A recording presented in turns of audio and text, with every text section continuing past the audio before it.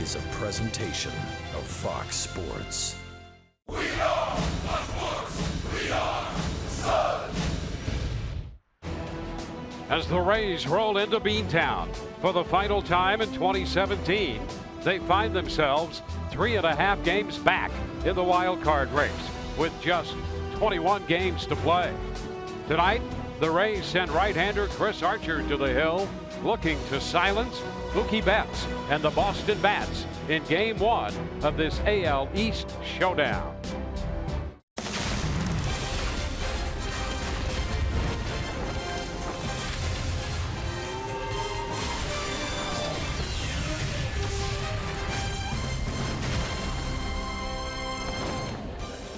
Tonight we welcome you to the Fens Parkland section of Boston, home of Fenway Park, where tonight the Rays and the Boston Red Sox will open a 3-game series.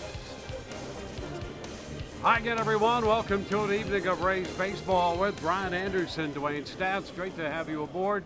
We'll hear from Alex Cordry in just a moment. Well, every game critical for the Rays. They're counting on their veteran third baseman, Evan Longoria, to help lead the way. Listen, it's a great sign for the Rays offense when Evan Longoria gets hot, because that means that wins usually follow, and that's what we saw in the series, the last series against the Minnesota Twins, where Evan Longoria was 6 out of 12, multi-hit game in all three, 2 hits in each one, using the middle of the field. And then all of a sudden he's going to get into one, get a home run. Maybe that gets him rolling in that department too, because like I said, when he's productive, this team wins, and he's been swinging the bat well here recently. Rafael Devers, how about this guy right here? He comes up to the Boston Red Sox at the end of July, and what a spark he has provided, especially here at home. 20 games at Fenway Park, and look at the numbers. 365, 6 home runs, 9 of the 20 games have been multi-hit, and he's another guy that hits the ball all over the field. You got to be careful how you pitch this young third baseman for the Red Sox, because he is red hot right now at Fenway. 21 games left for the Rays, still alive in the chase for that second wild card spot. They've won 16 of their last 10, or 10 of their last 16, and they're going to need 14 or 15, it would seem, to get to where they want to go. Alex has the story when we come back.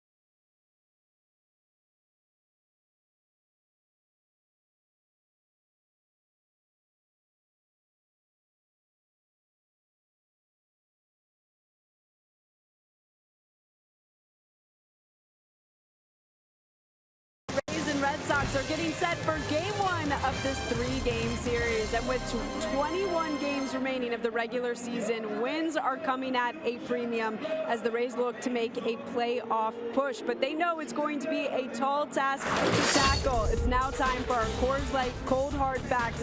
All remaining games are against contenders. 19 of those 21 are against AL East opponents, and the 2 other are against defending world champ Chicago Cubs. But the biggest test comes this weekend when the Rays' minds and hearts are back home in Florida.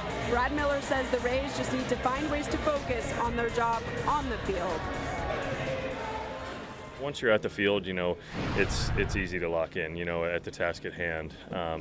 You know, the uncertainty is the schedule. I mean, we kind of go with the flow anyway. You know, we're baseball players, and you know, whether we're playing, you know, home, road, makeshift home, you know, really doesn't bother us too much. You know, we're going to go out there and play. And the Rays send their thoughts and wishes back home to Florida, as we all do from Fox Sports Sun. When we return, first pitch is coming your way from Fenway Park. Dwayne Statz and Brian Anderson with the call. Right here, your home for Rays baseball.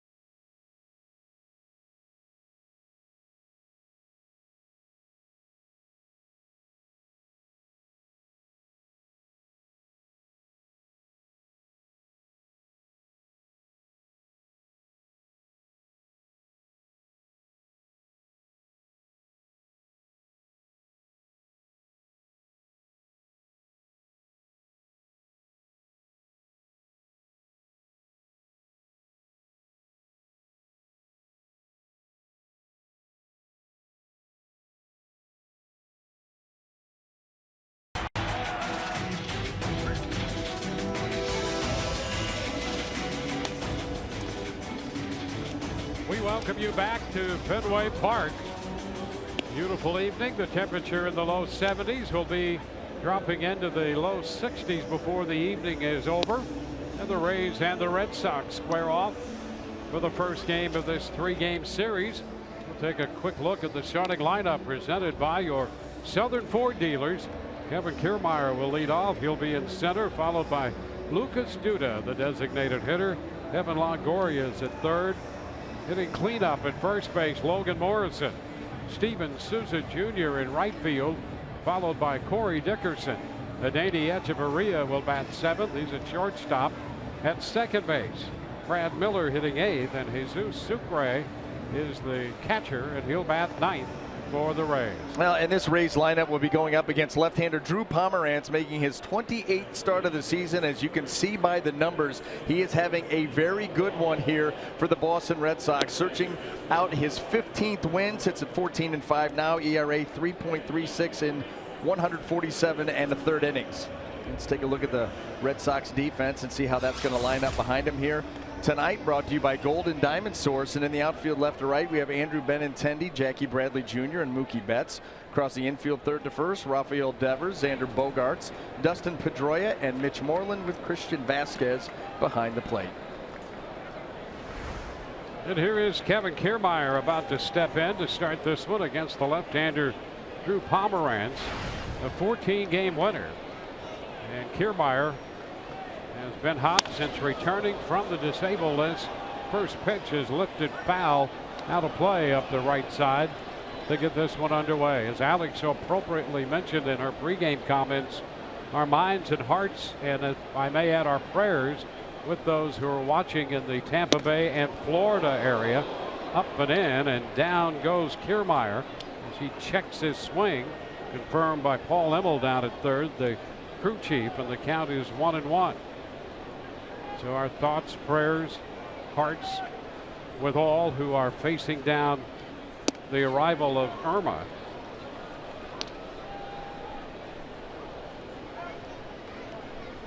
Two-1 the count to Kiermaier.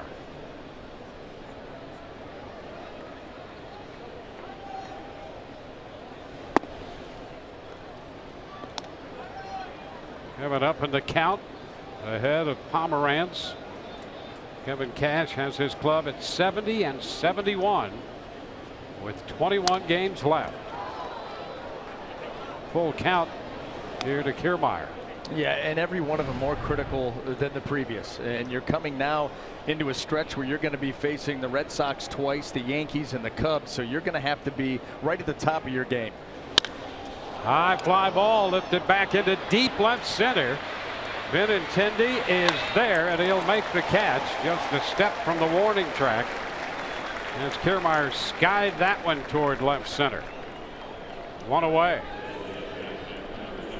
Well, Drew Pomeranz not overpowering with the fastball. He does have a very good curveball, but really the pitch that's made the difference for him in his turnaround this season, as far as his last 3-4 months, has been the cutter. And that has been a pitch that has become a little bit more prominent in what he's trying to do. And it's a pitch that takes the hitter's mind off of the big two. And it's been very effective for him. Here's Lucas Duda. And he shoots one into right field. Betts going back. That ball will be caught by the Boston right fielder. Reaching out as he hit the track with the extended glove hand. He hauls that one in. And his momentum carried him along that low wall into a little exchange with the Red Sox friendly fans in the front row in right field. Mislocation there with the fastball, and Mookie Betts, what it causes him to do, or what he has to do to make that play, is he has to have an absolute direct route and top end speed. And you saw how close that ball, right to the edge of the glove, and then right to the wall, and some glad handing there by some Boston faithful. He says, nice to meet you. How'd you like that? Well, the Rays didn't think much of it. No. Duda trying to give the Rays a little offensive pop here, and Betts took it right away. 1-0 the count to Evan Longoria. 1-1. Boy, those are those shots when they come off the bat, one misstep and it's over Betts' head. Everything has to be perfect. The jump, the break, the angle, and then of course you got to get that glove up there at the very end. 2-1 the count to Evan Longoria, coming off a good series against Minnesota. And now he's up in the count here, 3-1. On deck is Logan Morrison.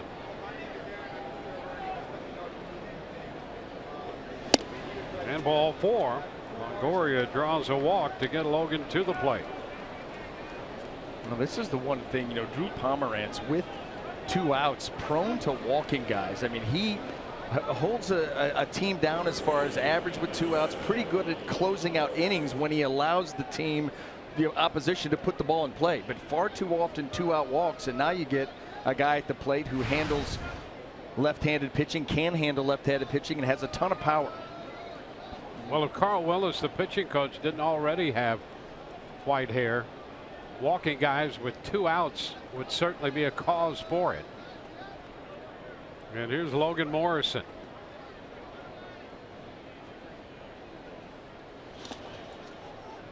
It's too low. Vasquez blocking. Well, here, you know, it's early, obviously, but Drew Pomeranz right now having trouble with the curveball command.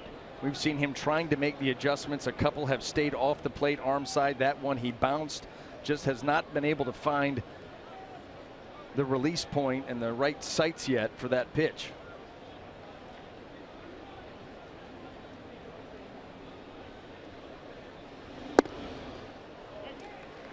There's a strike. 1-1.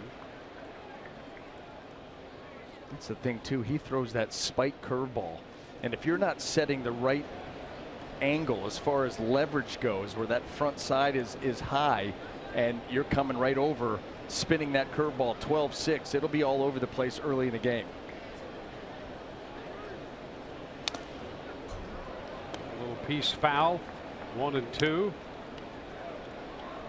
Longoria has drawn the walk. And now Morrison, the hitter, with 2 gone. An outstanding play made by Mookie Betts in right field on the ball hit by Lucas Duda for the 2nd out of the inning.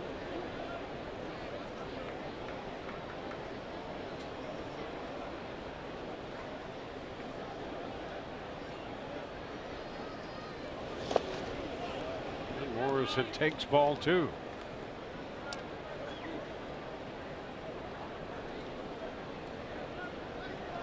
The Rays last faced Pomeranz back in July. He worked 6 innings in that game. Gave up a couple runs on 6 hits.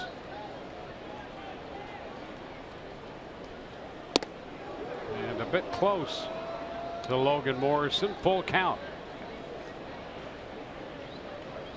This is his 4th start against the Rays. He's had on the season 6 different starts where he is not able was not able to complete 5 innings, and 2 of those have come against the Tampa Bay Rays. John Farrell, 5th season, has the Red Sox 3.5 up in the East. Strike 3 call. Morrison caught looking to retire the Rays. Bottom of the 1st coming up. Pedroia will lead it off. No score.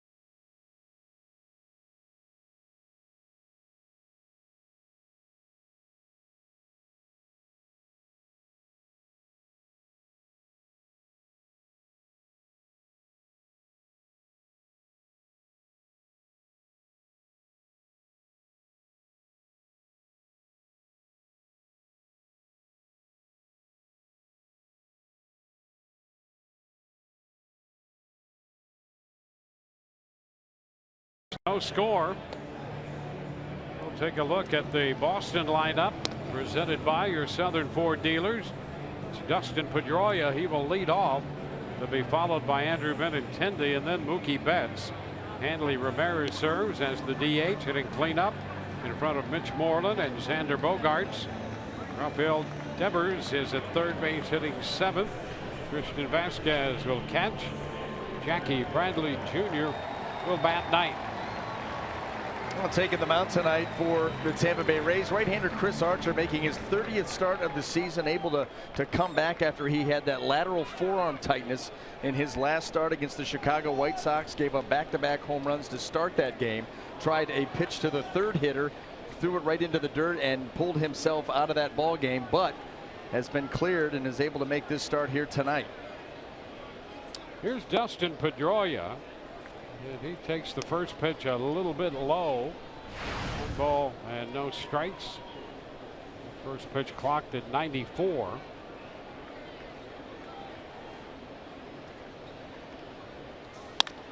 The ground ball up the middle and a base hit into center field for Pedroia.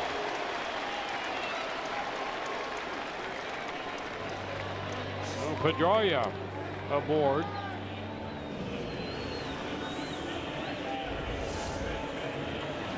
Well, here it is, a fastball right down the middle, down, and Pedroia hits that ball hard enough up the middle. He's able to get it outside the dive of Echeverria. The Rays had him played pretty much straight up.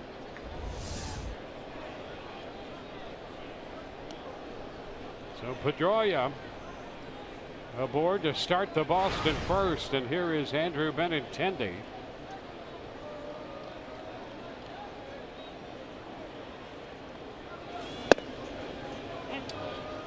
He gets the call there on a fastball away from Benintendi. Strike one. Well, this Boston offense has been nothing short of anemic over the last couple of weeks. They've been winning ball games when they have, but because of their pitching staff. 0-2. That's pretty amazing when you look at their numbers. They won 6 of their last 10, including the last couple games. But as you point out, their offense has not been the strong suit of this team effort. No, they have struggled in virtually every category that you could think of over the last 2 weeks.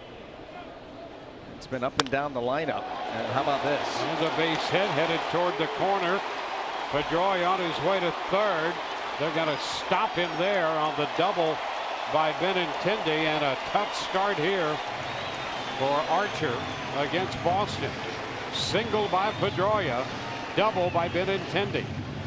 Pedroia got a fastball out over the plate. No surprise there. This was a nice job by Andrew Benintendi going down to get a pitch. See, it's going to be a breaking ball, but it's middle of the plate. You see how far it's shin high, maybe below that, and he's able to just slice it into left field and get it down there for extra bases. So just like that, Boston has a major scoring opportunity with nobody out in the first inning. And the hitter is Mookie Betts. Betts 11 of 29 against Archer in his career. And the pitch is upstairs. Included in those 11 hits, 3 home runs and 2 doubles. So a challenge to be sure for Archer here against Betts.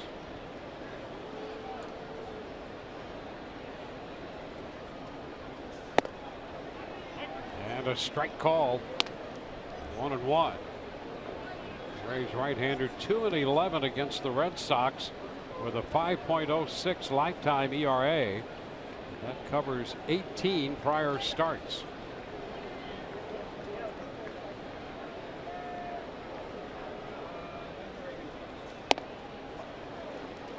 Upstairs with this one.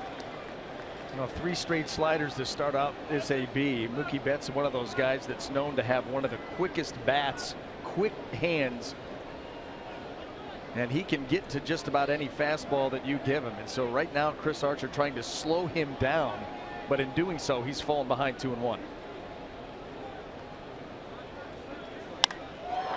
Shot up the right side, down the line, and that ball is gone right down that short right field line, and Betts has hit one out to make it 3-0.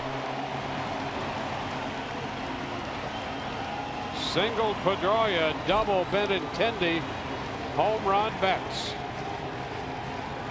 You couldn't have drawn up a more nightmarish scenario for the Rays. than the way this one has started.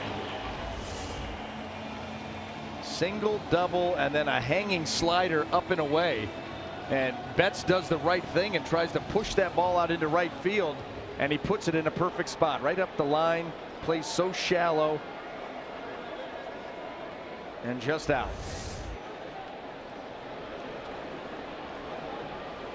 It's his 19th home run of the year. Gives him 81 runs batted in. Now a first pitch strike to Hanley Ramirez. That's 2 fastballs we've seen Scott Berry call that significantly off the plate, you know, according to Fox Tracks. And if that's a pitch that you're going to get, then you may want to live out there. Strike near the bottom of the zone. That one at 97. It's an 0-2 count.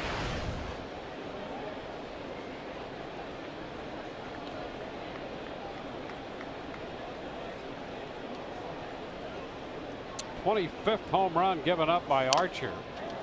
There's a big cut.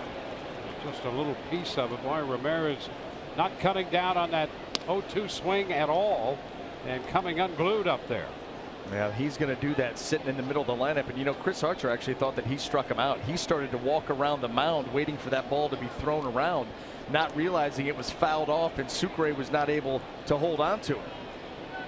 But that's the new swing this day and age, and you see it from guys up and down the lineup. It's not just the middle of the lineup guys anymore, it's everybody. Shoots that outside part a little wide this time. 1-2.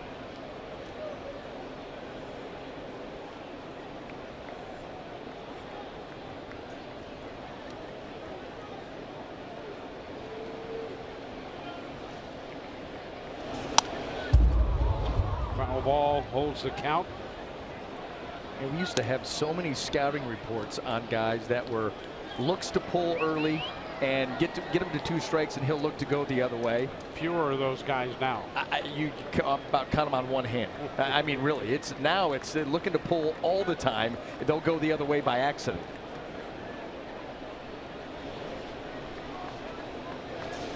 And a cut and a miss. He stayed away with the hard stuff and got him to chase. That is the first out. You're going to try to chase a fastball up and out of the zone at this velocity. Good luck to you. That ball up near the letters, off the plate. They're just not able to get there in time. Mitch Moreland.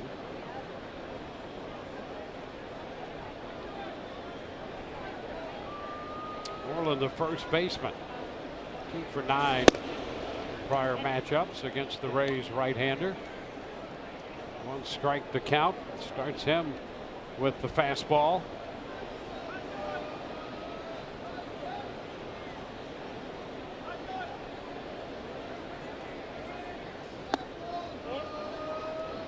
This one down. 1-1.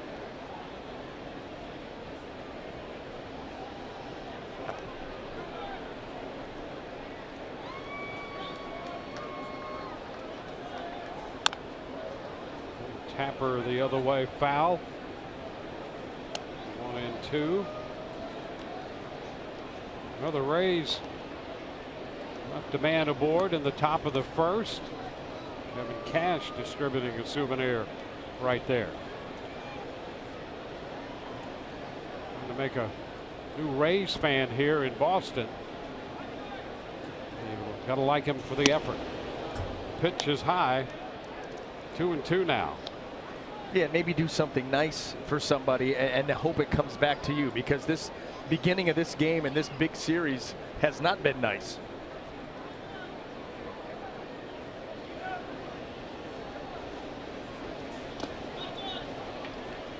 Well, after getting ahead, now the count is full on Moreland.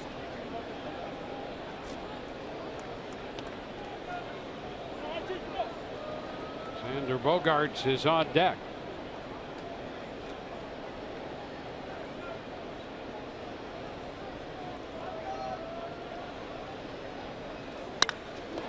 And the base hit through the right side. through the shift. And Moreland is aboard. That's 4 hits now by the first 5 hitters. Well, let's set the Rays defense for you here tonight, and hopefully at some point they come into play. They're brought to you by Golden Diamond Source, and in the outfield left to right we've got Dickerson, Kiermaier, and Souza Jr. And then across the infield third to first, Longoria, Echeverria, Miller, and Morrison. Jesus Sucre behind the plate. I'll tell you what you see here in the early going is this team knows Chris Archer very, very well, and likewise Chris Archer knows them. But fastball, slider, they are just honing in on those two. You can see the changeups by Mitch Moreland. He just kind of spit on those. And if balls are being left out over the plate right now, these guys are not missing them.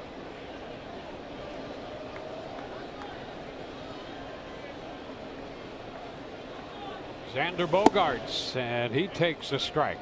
Fastball.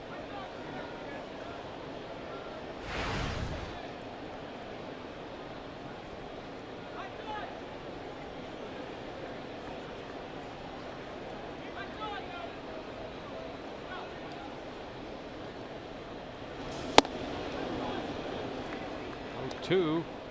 That went up, and he was behind it.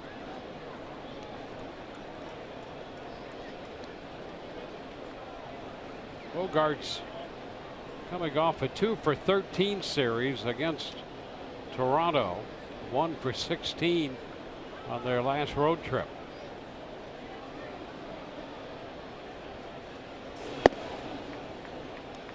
It's 1-2.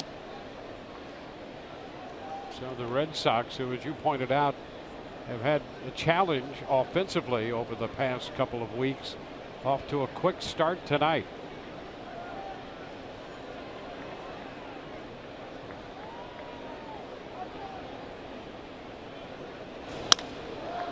Lifted towards center.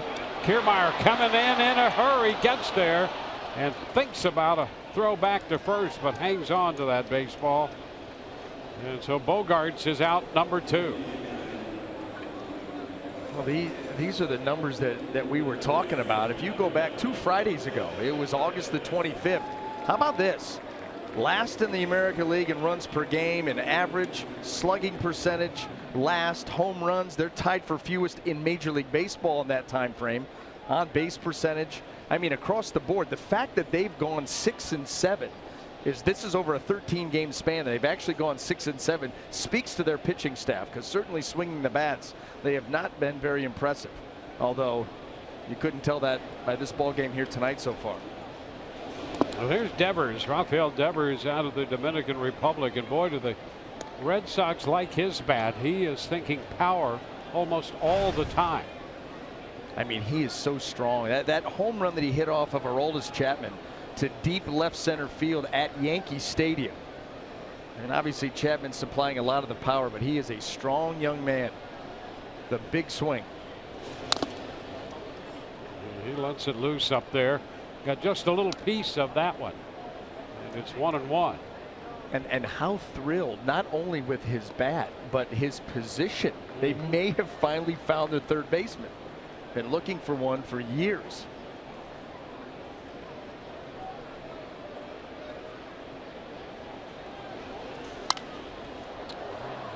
The fastball fouled back after the off-speed pitch. AARP getting to know this young hitter. How about that? 20 years old and the first major league player with 8 home runs in his first 20 games before he turns 21. Serving notice early. Base hit through the right side. Souza Jr. will come to get it. And the throw back to second, and back in there is Moreland. Moreland made the turn, and Souza took a shot at him trying to get back in. Mitch Moreland's brain is moving a lot quicker than his body, because he took a big turn on the single that he got, like he almost wanted to go to second base, and then he takes a big turn here as if he's going to challenge Souza Jr., and it almost cost him. Souza Jr. here with the 2-hopper, trying to keep that throw low. You know that Echeverria is going to be able to scoop and tag. Yeah, well, I can relate to him. That happens to me more and more these days. I like that. Men at first and second with 2 gone. Here's Christian Vasquez. The catcher will hit 8th now.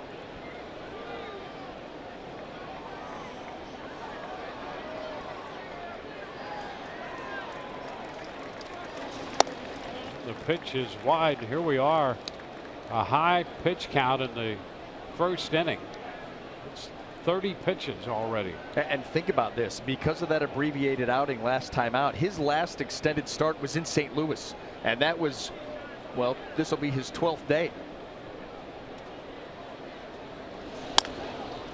Foul ball down in front of Brian Butterfield, the third base coach. It's 1-1. The Red Sox third base coach.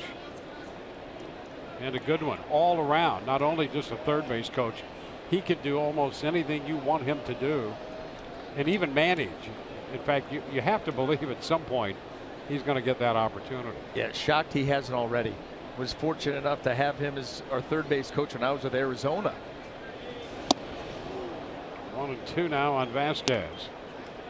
Well versed in this game. He's got a great temperament, relates very well to the players.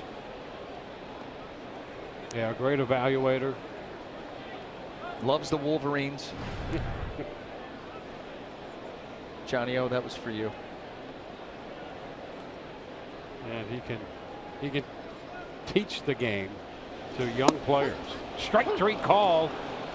Pitch away, gets him looking. So 8 men come to the plate. The Red Sox have a 3-run inning, leaving 2, and Steven Souza Jr. will open the second for the Rays.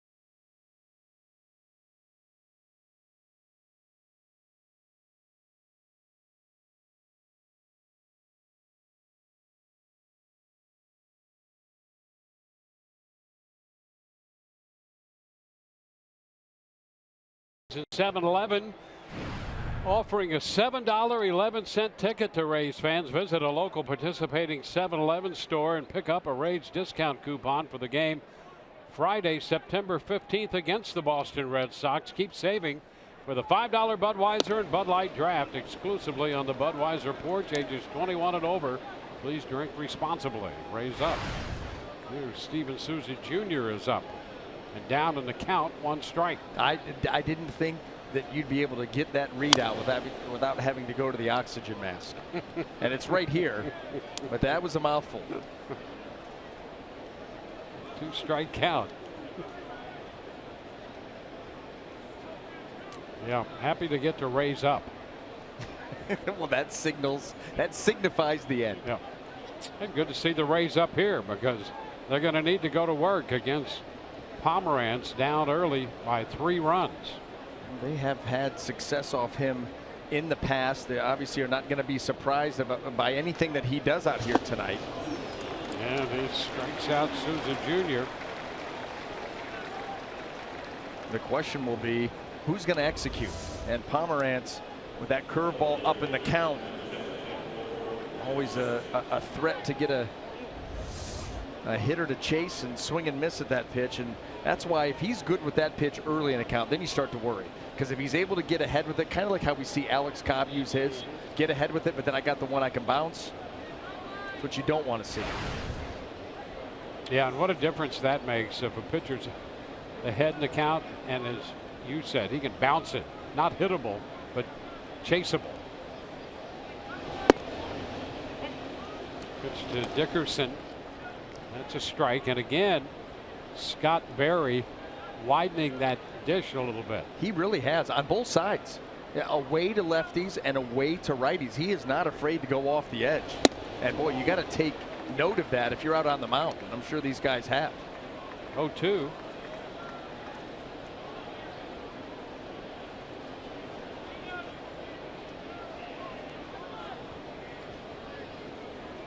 The count.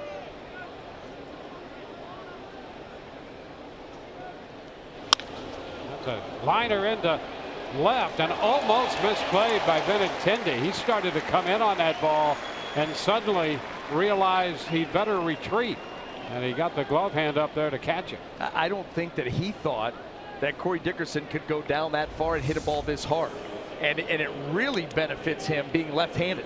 With the slicing action and the route that he took, if he's a righty, that may have gotten over his head. But a lefty, you stick the leather up and it gives you an extra couple of feet of coverage, and he makes the catch.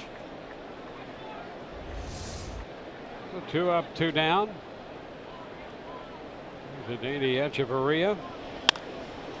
The ground ball out to Pedroia. Throw to first.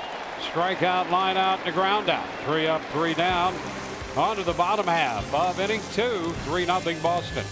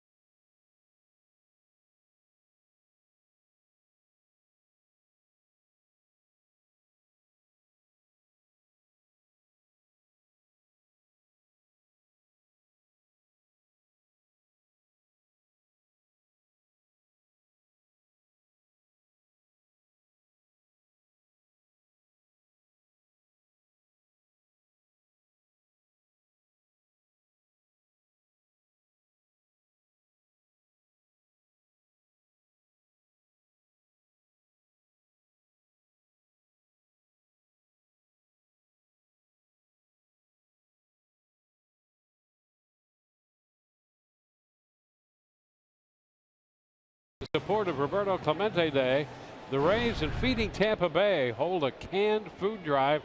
All fans who donate unopened cans and non-perishable food items will be issued a voucher for 2 complimentary tickets to a 2018 Rays home game. For more info, visit raysbaseball.com/Clemente. Jackie Bradley Jr. takes the first pitch for a ball. Bradley, the number 9 hitter in the Boston lineup. Pedroia next, and then Benintendi. And a big cut and a miss by Bradley.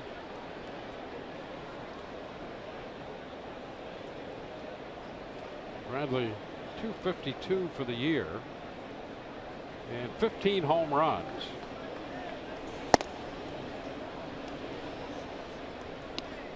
2 balls and a strike. With this Boston club, a little different than the one we've seen for years when you think about run production and how they score those runs. You know, they've given up more home runs than they've hit. They're closing in on 100 stolen bases. And the home run was such a big part of their offense to win games. They've won 23 games this year when they've hit no home runs. Now, how about that for a Boston Red Sox team? Unimaginable, really. And Bradley Jr. is out on strikes. Rays continue to have their way with Bradley Jr., as it seems. He has really struggled overall against this entire Rays staff. There's no doubt about that. But, you know, going back to what you were talking about offensively with this team, and I think there were a lot of people that thought, okay, David Ortiz retires. Of course, they're going to sign Edwin Encarnacion and get that guy back in here to hit the long ball. By the way, already a 3-run homer tonight for Cleveland in the bottom of the first, who've won 15 straight. How about that for the Indians? Unbelievable. But they don't do that, and it changes the complete face. I mean, this whole team, the approach is different now. You're right. The home run ball has gone bye-bye. Susie Jr. under this one. And that retires Pedroia. But when was the last time that you saw a pitching staff for the Red Sox where, you know, they're up there second in the American League in ERA, their starters are third, the bullpen is second, an absolute lockdown closer? Yep. You know, you've got Chris Sale, I think he already has 15 wins. Drew Pomerantz looking for 15 tonight. Rick Porcello's had a down year after winning the Cy Young, but on any given night, he's capable. Benintendi. Ball and no strikes, and we just had a shot there. They brought in the secret weapon, Rajay Davis. It's going to make them very tough. Yeah, a seasoned veteran. Yep. Brings a lot of energy to a ball club. Of course, had the big home run Game 7 last year for the Indians off of Aroldis Chapman, of all people.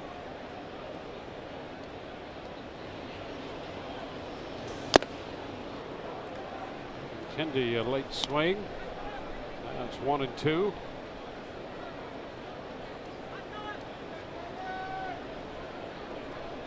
A 3-run, 5-hit first off Archer for Boston. Now 2 up, 2 down in the second. It's foul out of play. Archer here in the second inning trying to right the wrong of the first inning. Well, after that last half inning was over, the way that he attacked the mound, I mean, he got out there, you know, like meaning business, trying to turn some things around here, have a quick inning, just like Pomerantz was able to have. So it is foul out of play, still 1-2. I got to feel like the Rays offense, they're going to get their opportunities. You just need to hold this Boston lineup in check the rest of the way.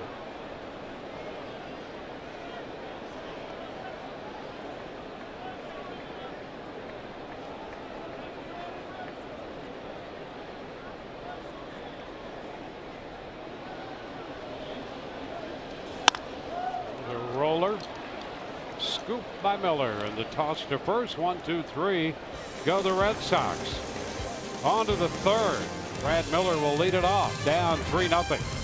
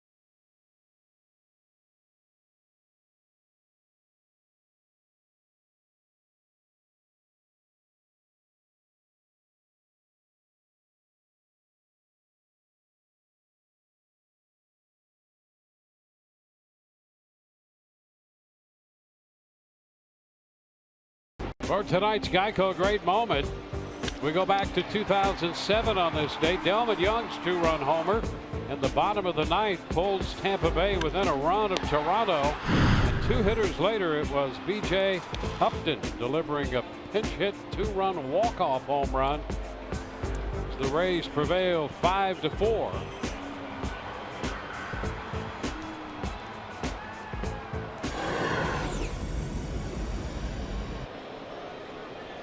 Well, 3-0 tonight. Red Sox leading the Rays. As the Rays try to build an inning against Drew Pomeranz. And Brad Miller might be the guy to start with against him. He's 9 for 18 in his career against Pomeranz. Look out, that ball hits him. So Pomeranz just hit him and put him on. I'm not opposed to that. Now, where he hit him, you don't like going up there, but why waste the pitch? He's going to get a base hit anyway. This one just running up and in. What he's trying to do right there is Brad Miller wants to get his arms extended, so he's trying to start him fastball in to stop that, and obviously that pitch took off on him. Yeah, Miller, a couple doubles, a triple, a home run. 9 for 18 off him. Here's Jesus Sucre starting behind the plate tonight.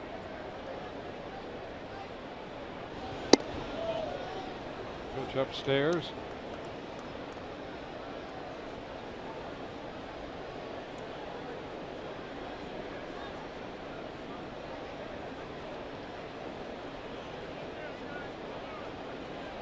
Pomeranz out of Collierville, Tennessee, went to school at Mississippi.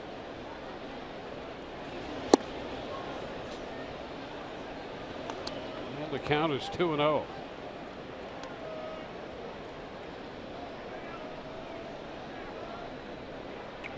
Rays with a base runner. They had a 2-out walk drawn by Longoria in the first.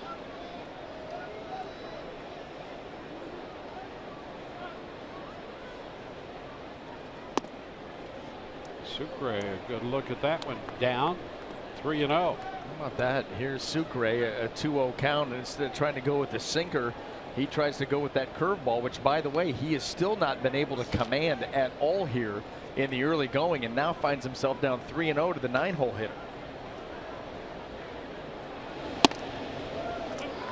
Finds his zone with a fastball. 3-1. And if the Rays, if you could make a move on him, man, this is the time, because he's got the fastball working.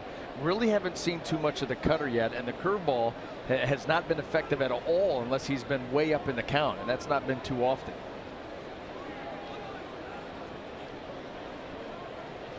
Ooh, and a cut to miss. Fastball up. And Sucre's swing got a little bit too long right there. He was looking to launch, and that pitch up at the top of the strike zone, just the swing got a little bit too big.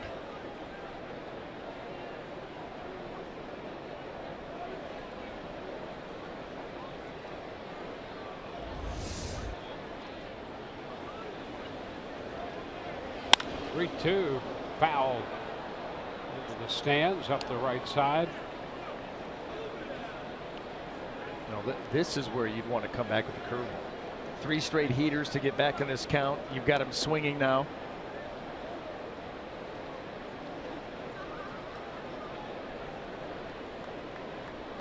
Keep trying to crowd him with the fastball. Here goes Miller, and the pitch is fouled back.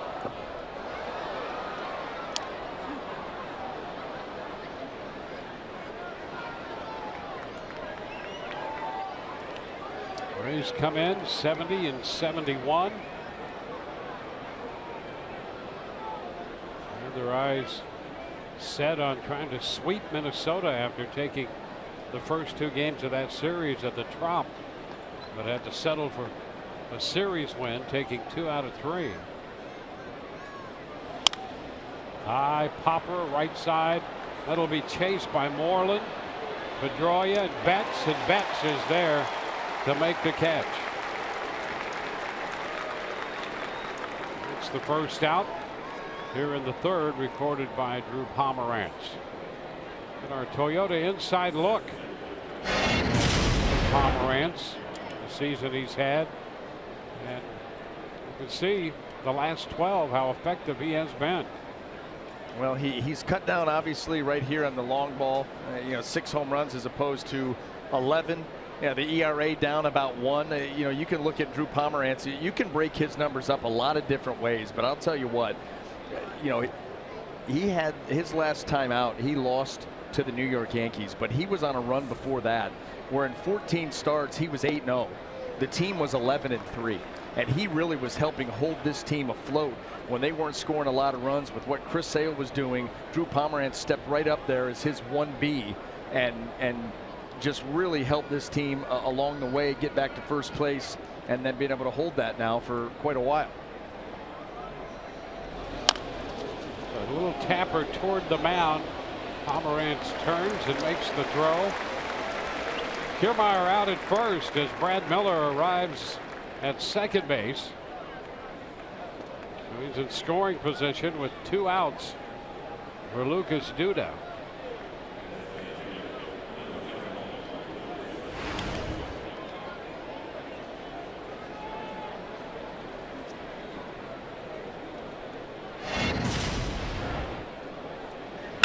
Duda in the game Wednesday against Minnesota, 3-run homer in the 3rd. He's hit 11 home runs since coming to the Rays, has 28 for the year, 17 with the Mets and 11 now with the Rays. He takes the pitch wide, 1-0. He's got one of those swings. He's another guy that's going to cut it loose. Big guy, creates leverage, and he's another one of those hitters. If he's able to get those arms extended, even if he doesn't catch the ball perfectly, he can still create a lot of backspin, get a lot of carry because of how long he is.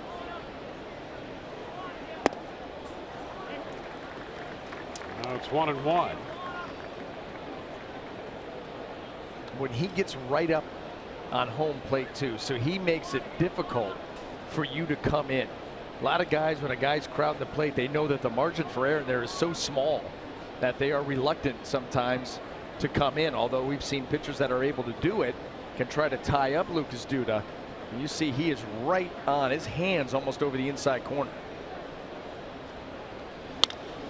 Ground ball, and right there for it, Pedroia. So the Rays get a man aboard, leave him on. We go to the bottom of the 3rd, 3-0 Boston.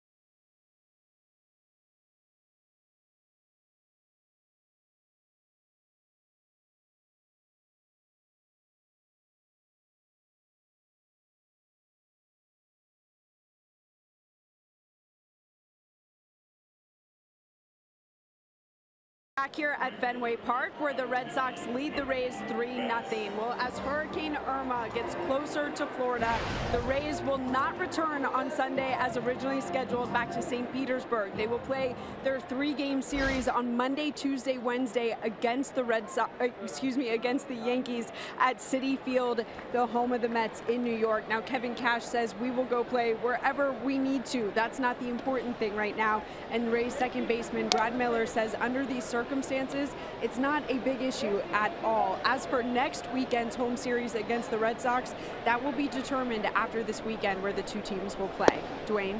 All right, thank you for the update there. 1-1 to count on Mookie Betts. I tell you, one of the real heroes in that situation, a guy who did a lot of work, is Chris Westmoreland, because they finally determined to go play those games in New York at Citi Field, but it wasn't as if, well, that's the only place we're going to go and let's just go over there and play. There were a number of cities under consideration with a number of contingencies, and the contingencies were multiple in terms of trying to get hotels, trying to get a venue. There's a strike call to Betts. It's like a juggling act trying to put all of those things together. Just to find, essentially what you're trying to do is find rooms on the spur of the moment for an entire traveling party.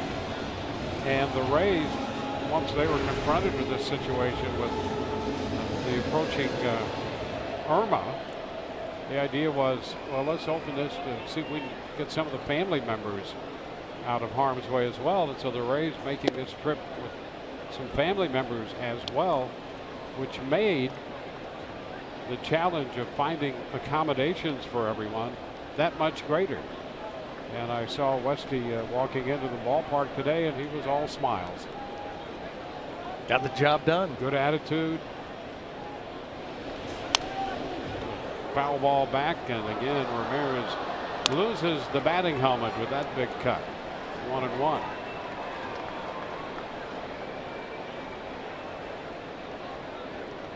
So the Rays and the Red Sox, 3 games here over the weekend and then on to New York. The Rays will be playing in the Mets home ballpark. 2-1.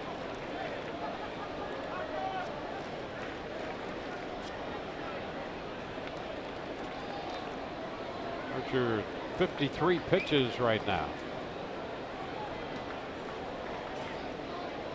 Over 30 in the first inning.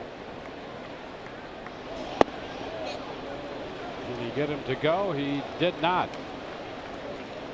Boy, he certainly started as if he was going to go for that pitch, but Hanley Ramirez showing some strong forearms right there, and it wasn't even close. He was able to hold up.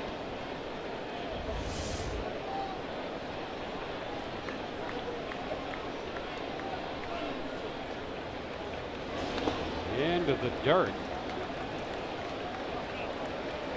So ball 4 will put Ramirez aboard.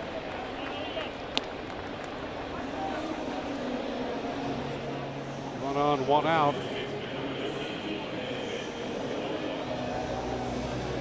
Well, El Dorado Furniture invites you to settle in with us tomorrow night when the Rays take on the Red Sox. Our coverage begins at 6:30 with Rays Live.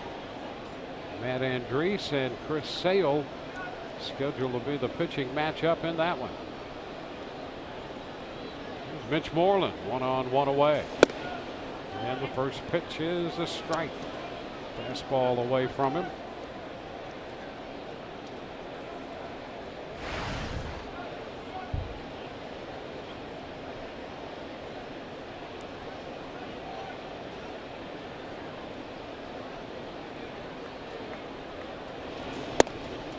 Rays playing a little catch up tonight. Boston with a 3-run first.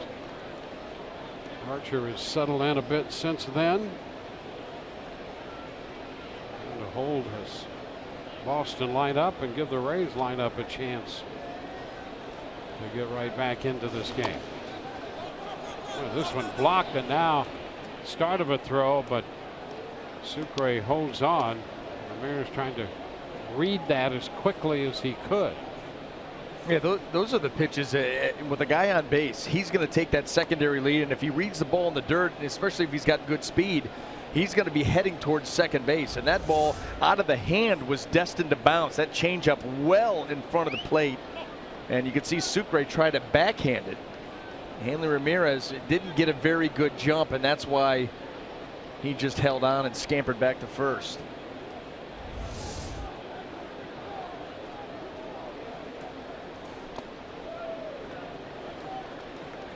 Three and one. Archer coming into this game looking for his 10th win. He's fallen behind early. Archer in at 9-8 for the year.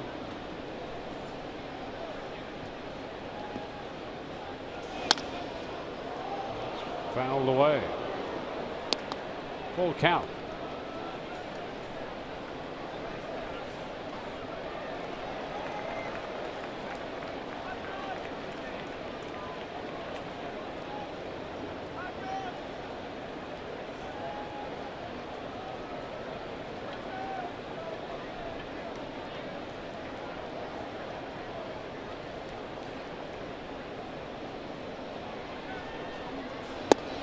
Ooh, strike three call right there. Moreland caught looking. Two gone. Two strikeouts in this inning, both called strikes.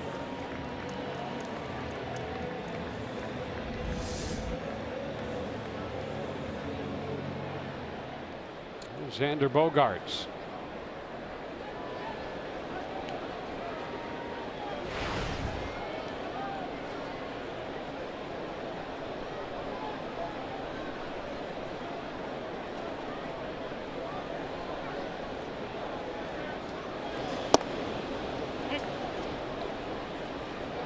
Strike.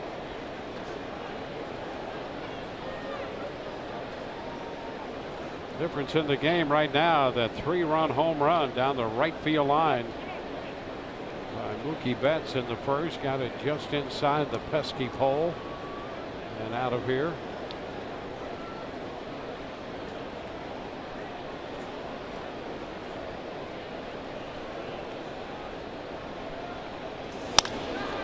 This one is foul right off the tarp. 0-2.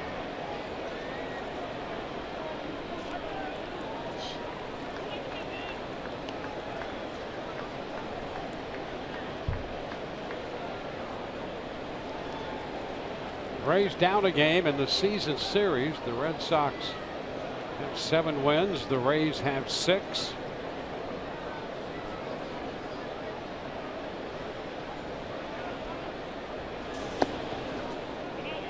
Down 1-2. I think the general consensus is you're probably going to need 85 wins to have a shot at nailing down that second wild card spot. 84 might do it. 85 sounds a little better.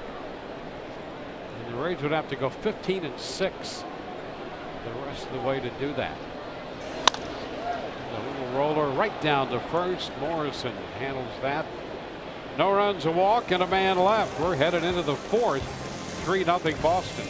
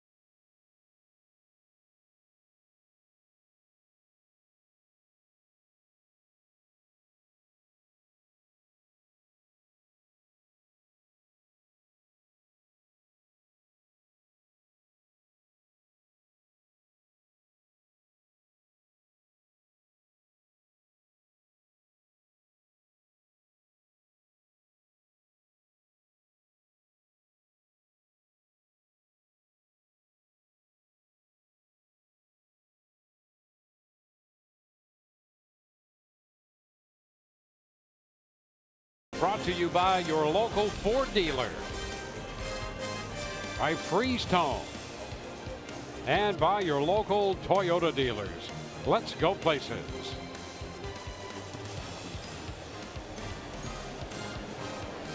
Rays and the Red Sox here at Fenway Park tonight.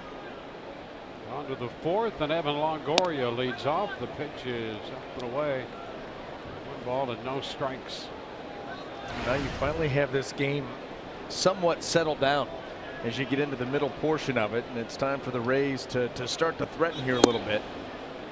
As Drew Pomeranz, he's been able to go 3 innings unscathed, but has not been particularly sharp. And he's behind Longoria now, 2-0.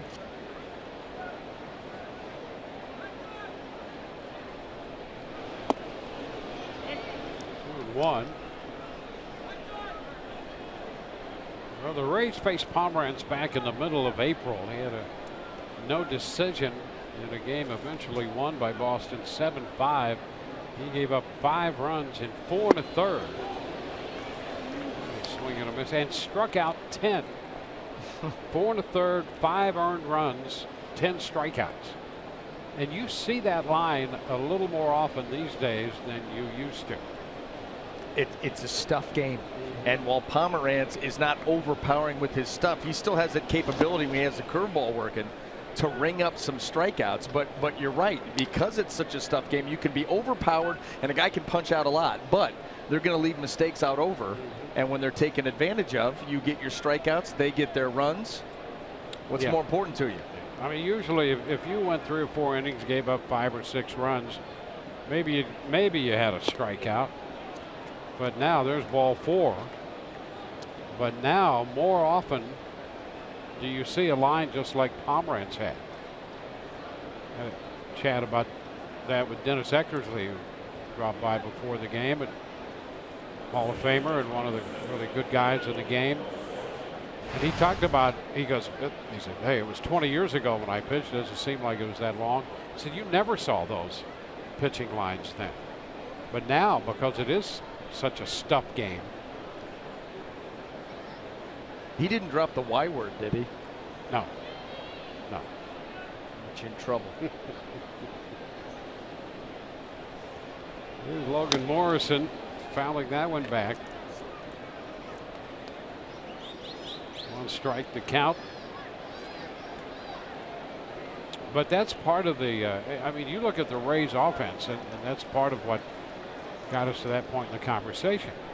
The Rays offense tried, I think, to be a little more diverse this year, but like a lot of offenses in the game now, it's let's hit 3 or 4 home runs. There's a high popper down the right side. Will that one get out of play? That's going to stay playable, and Betts makes the catch. How about that? Brought it back. And Betts was right there to make the catch. You know, and that's really why you have to stay with these pop-ups, because the left-handed hitting Logan Morrison creates enough backspin foul down the right field line that it just spins its way back. Because that ball off the bat, you had it, I mean, a few rows deep, but you stay with it, and you're like, this thing has a chance. And Mookie Betts was over there thinking the same thing and made the catch. Well, I mean, you have what seems like you have 6 inches of foul room down there. Not much more than that. No. You know, a foot or 2, and he was right there and made the catch. Well, that's why when you talk about, especially down the left field line, those shots that are up the third base line, that shortstop has to all of a sudden head back, because that ball, it's going to be fair, it's going to be off the low wall, and it's going to kick right back out into play. And if the shortstop is asleep at the wheel at shortstop, it's going to turn into a double, where it should be always held to a single. It's down and in. 1 ball, no strikes with that curveball. That's one of the things that makes this park as charming and challenging as it is. I mean, if you're playing defense here, you better be on your toes. I mean, well, you see the guys come out early. Yeah. And they're rolling balls down into the corner. They're bouncing them off the green monster out and left to see how the ball is going to come off. and how you're going to have to play it. There are so many different little nuances to this ballpark out in right center field. You've got that little, well, right there. Comes to a pretty a lot of interesting angles here. Yeah, and then we'll throw out a ladder too. How about that? That's the one that gets you, because you can't plan for that one. Well, that was the sight out there, that angle out in deep center field. That catch by Austin Jackson with the Indians, one of the where he went greatest catches you'll see. From this angle, yeah, he's going that way over the wall.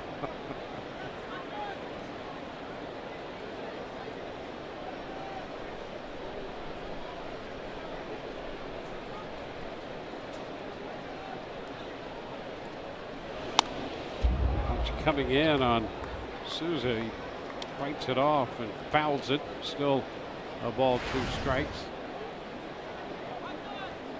Well, the challenges of maintaining, we played at Wrigley Field this year.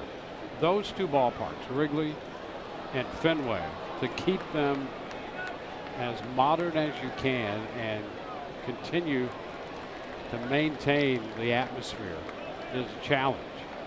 And both locations, they've done great work to make that happen.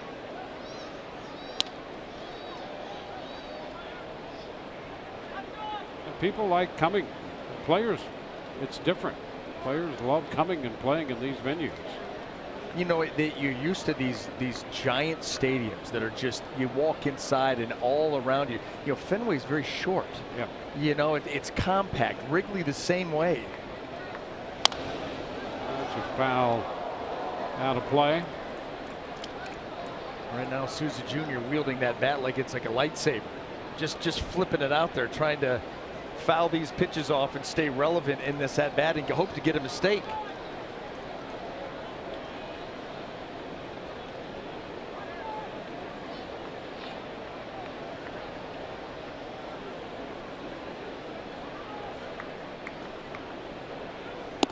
Strike 3 called. Throw down to first, not in time.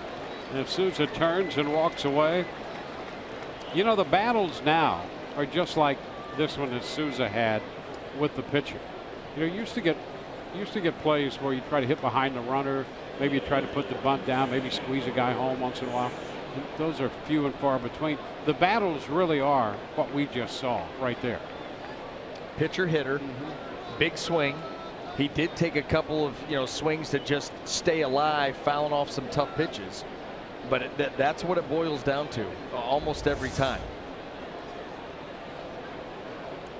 Well, he took a fastball right there, just caught by surprise. I think looking maybe for that curveball again below the zone. The pitch is outside. That's why the intrigue of that hitter-pitcher matchup is so important now. And why it's so important to be able to have some idea of what each pitch is, pitch to pitch. Every pitch, there's more strategy in this game now over pitch to pitch than I think, I hesitate to say than we've ever seen, but it has taken on a much bigger perspective because you see less of it in other areas of the game, like hitting behind runners and squeezes and all that. The only thing, it may have that effect to, it's hard to say, because what ends up happening is so many of these hitters, they don't have an approach. Yeah. Their approach is to come unglued and to launch. And so a pitcher's like, okay, I'll just do this. And all I got to do is execute, because I know he's not going to change.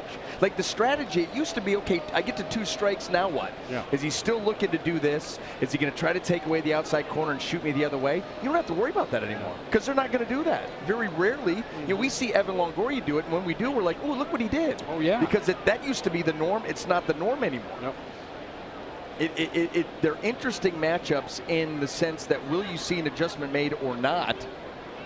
Exactly. I mean, and that's where the strategy is, I think. And like Longoria, Souza's at bat here. Okay, he got caught looking. Now, sometimes, are you looking for a breaking ball? Okay, and if now you get something else, you kind of locked up. That's what we have now. Yeah, that's sometimes where the information that you get can be too much. Or because the at-bat went on long enough, you start to guess. And that's been something that's been going on forever. You try to walk along with the guy. There are times where you get to that point, okay, he struck me out on a curveball below the zone my first at-bat. I was able to foul 2 off and then get a couple of fastballs. For sure, he's coming back with that hook below the zone now, and now he comes with the fastball, and it just your brain lock and you can't pull the trigger, especially because it was in. And remember the one that was away, he got the bat to it, but the one that's in, you can't get the barrel there, so you quit. And I guess the point I'm trying to make is that's the strategy we're left with.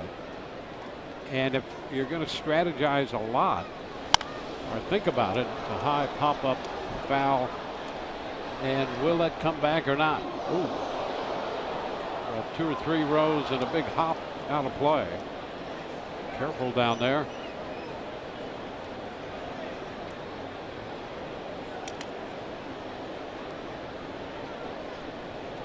You really, the strategy comes into effect after 4 or 5 pitches in.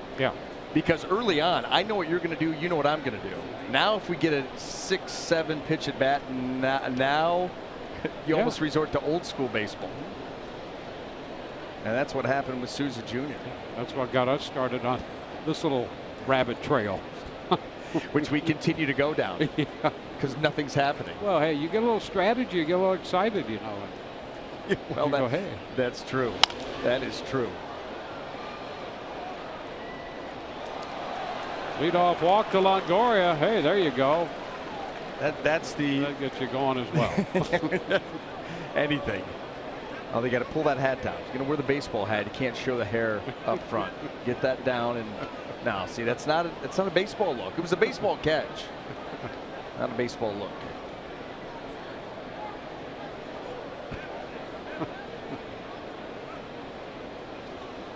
Two the count. Okay. Again, foul right back. I had a roommate in college, and he actually was on the baseball team, who would wear his hat like that when he would go out. On a weekend, you're going to go meet up with some buddies, go do something. And he would check it in the mirror. Oh, he would get the hat settled, like our man just had.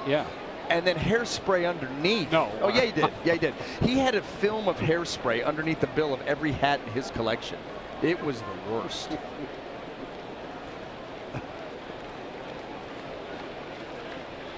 How about that rabbit trail? Oh, how about that? The strike 3 call. And the top of the inning is over. And boy, is it. 3-0, middle of the 4th, Boston.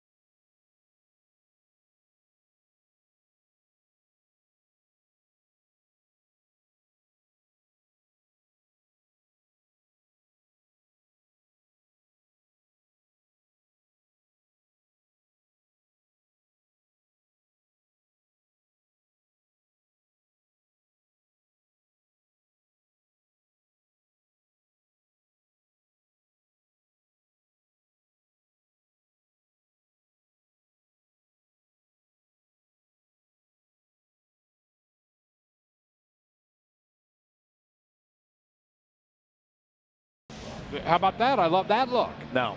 Let me tell you young something. Brian Anderson from Geneva Little League. Yep. How about by this? By the way, favorite pro player, Mike Hargrove, favorite pro team. And when I played for the Indians and he was the manager, that surfaced. Yep. And I took a beating. I'm going to tell you what else I took a beating for. I took a beating for that picture. Yep. Because that was the picture where I got home and my father said, baseball players don't show the hair in front of the hat. And if I catch you wearing it like that again, you just maybe not play. Because of that look, right? That got me lit up. He said, first of all, your batting stance looks pathetic. That bat looks like you drove a tractor over it a few times.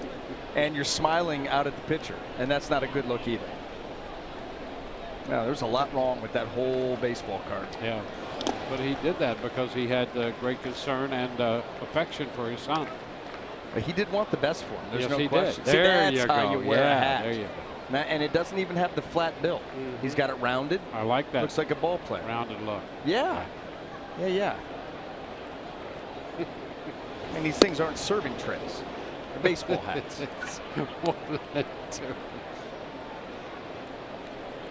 There's a serving tray. See? And then there's a baseball hat. Yeah. That's the new style, though.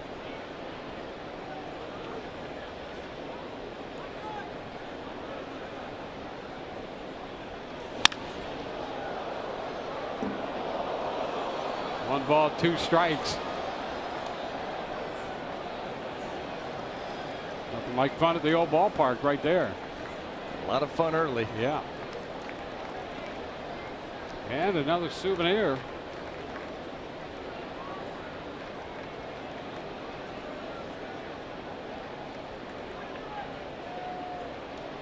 Devers, big time power, shoots it toward the corner and left with some slice. That's a fair ball. And out of the corner comes the throw. It's not going to be in time. Devers with a 2-base hit. Well, Dickerson did everything he could right there. Yeah. Yeah, you can't pin that one on Corey at all. That ball was up there for a while, but it was slicing. Where Corey Dickerson was positioned, he was not going to be able to get there. You just hope that it kicked foul. And what we talked about in the open, Dwayne, is this Rafael Devers is strong enough. He's not worried about having to pull the ball for power. And he will hit the ball all over the field, which is why you've seen him swing the bat so well for this team. And here the Red Sox get a leadoff extra base hit.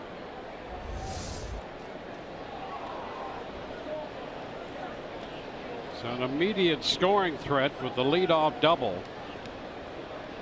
The hitter is the catcher, Christian Vasquez. Shoots it up the right side. That will be stopped on the short hop. Souza's down along the right field line, and he has hurt himself. Devers went to third. It's a base hit for Vasquez, and the Rays out to attend to Souza Jr. Kiermaier the first man to him, and now Ron Porterfield.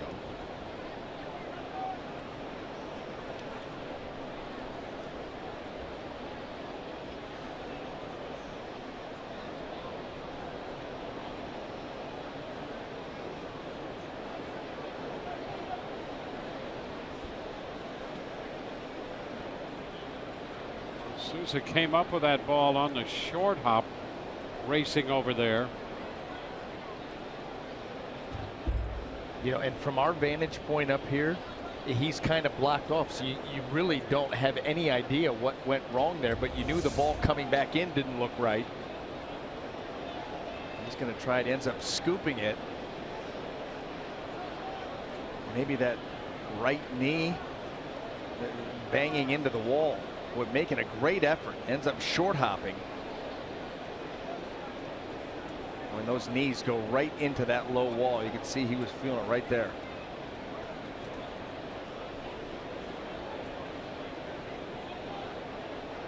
Boy, a full head of steam and a big man. Yeah, and what you see there is a collision versus a part of the anatomy that's moving in a way that it shouldn't move. But with a collision like that, we're going to. Take a look here.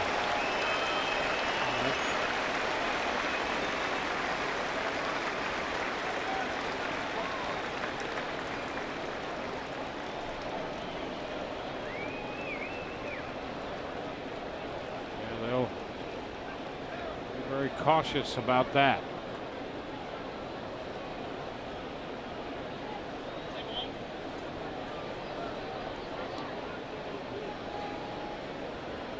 Well, good sign that he's not being carried, that they're even allowing this. Yep.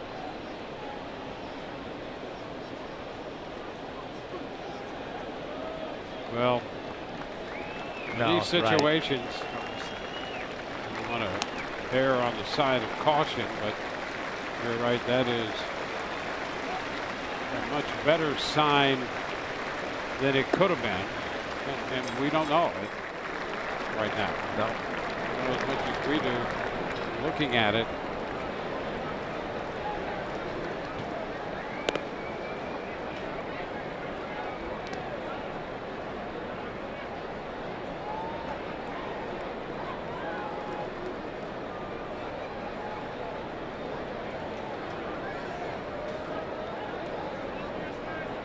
The Rays will get Peter Borges into this game now to replace Steven Souza Jr. You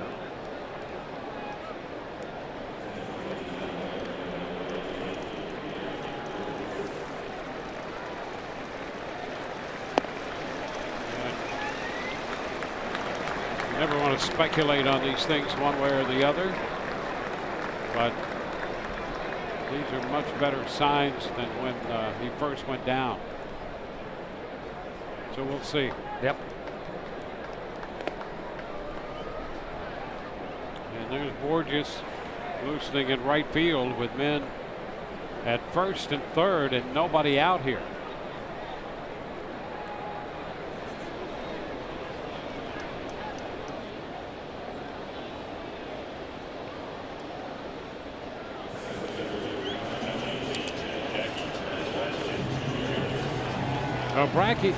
Jackie Bradley Jr. will be the hitter with men on the corners and nobody out.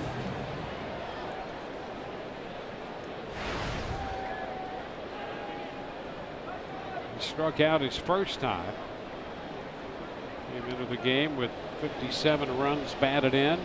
Against the Rays, his career average with men in scoring position is 125. Field is up and the pitch is down. 1 ball, no strikes.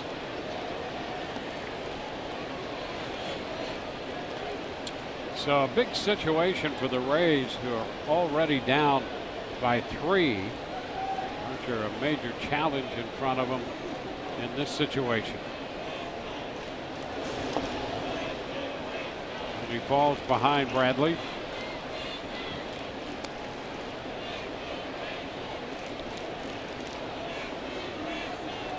Hickey on the phone. The bullpen will start to stir down there.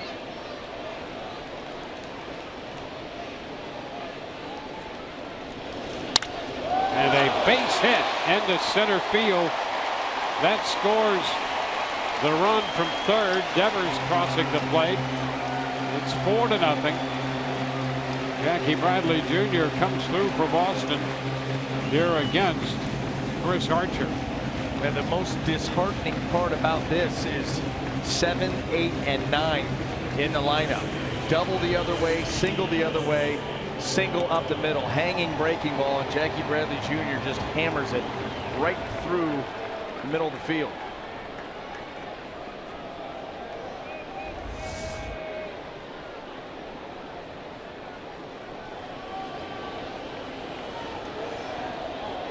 Here's Dustin Pedroia.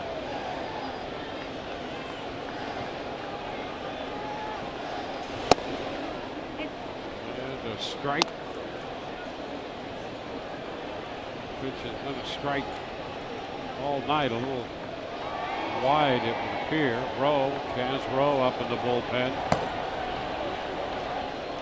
You think with all these base runners, Chaz Rowe with that good sinker They can double play if things don't work out here. Oh, a ground ball that gets away from Morrison and rolls into short right.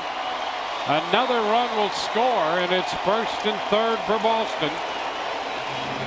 The error, 6th of the year, charged to Morrison, allowing the run to score.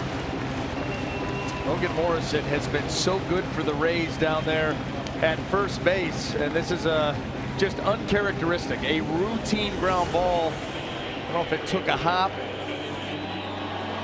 He gets the glove down and it just rolls. Almost overran it a little bit with his body, but reached back with the glove. Still in good position to make this play. But it just rolls right up the thumb of the glove and over top.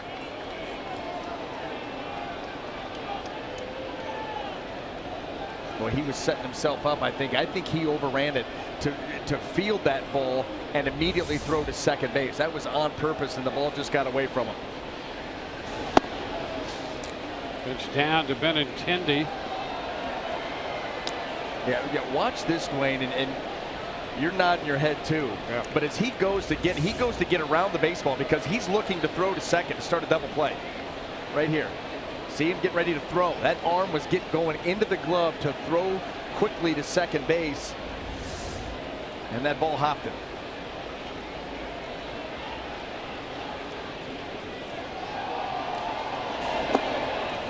Benintendi takes that pitch for ball 2, 2-0.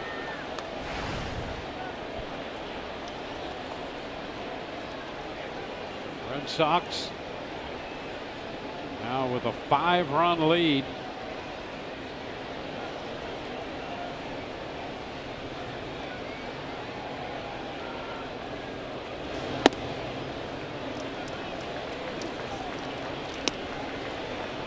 Nothing.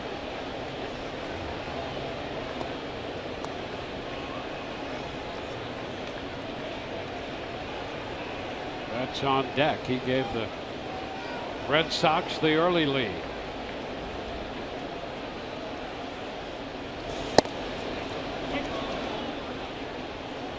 Three and one.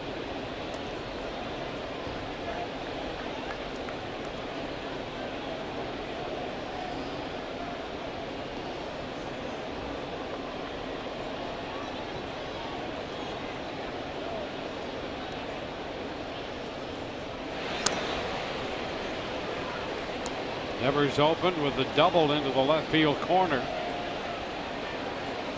Vasquez singled up the right field line.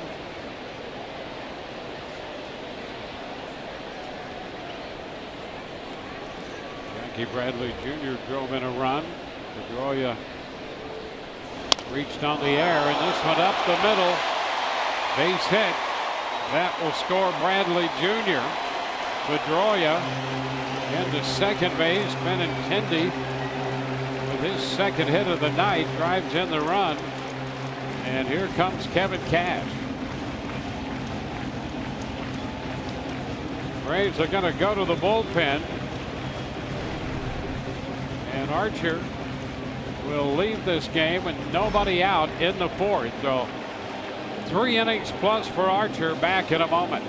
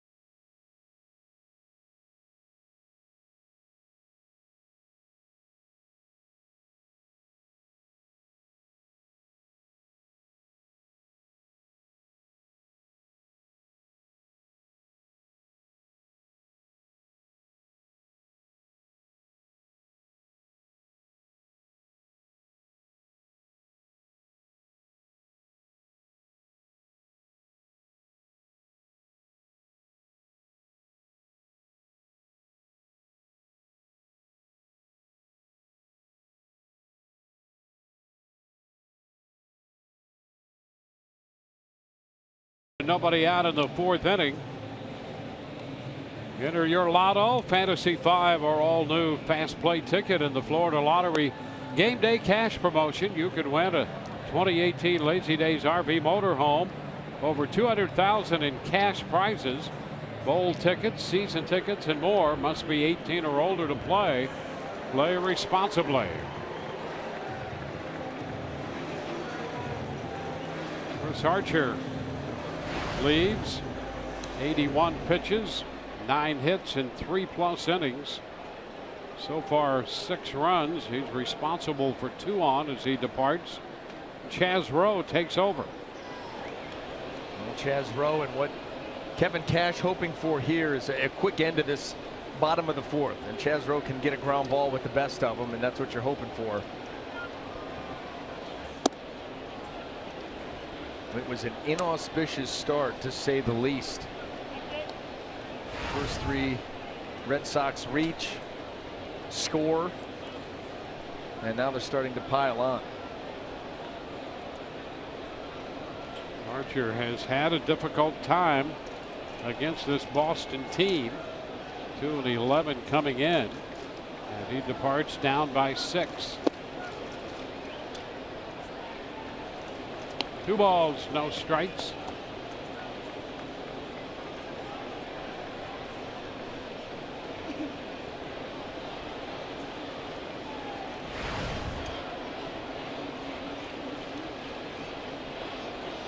It was Betts who opened the scoring with his 19th home run of the year, down the right field line, just inside the pesky pole.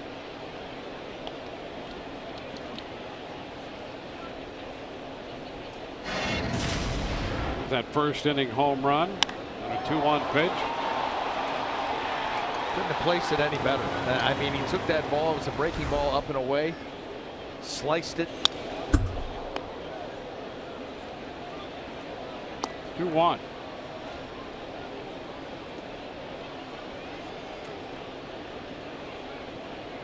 Well, that's the one thing. Well, there are a lot of things, I guess, about Betts, but he'll stay back on pitches. He'll wait for pitches, and then he'll jump the fastball too.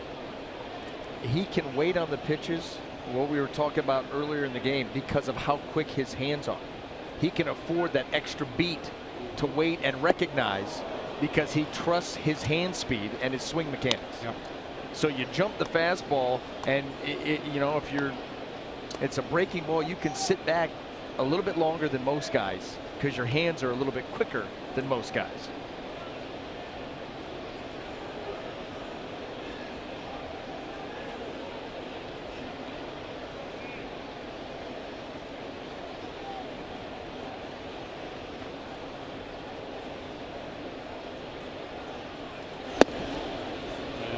Is inside, and that walk will load the bases. This inning not stacking up to the liking of the Rays, and Kevin Cash here. The designated hitter will be up. Hanley Ramirez with the bases loaded, nobody out, and 3 runs already home.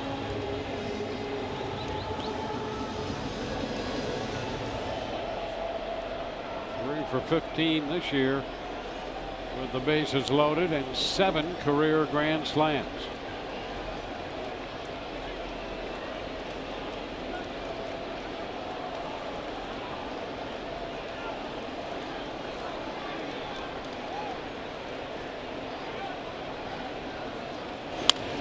And a foul ball straight back, out of play.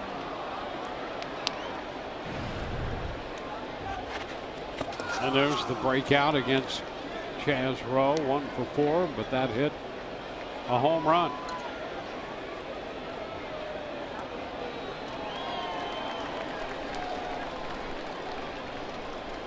Rowe has walked Betts, Benintendi at second, Pedroia at third.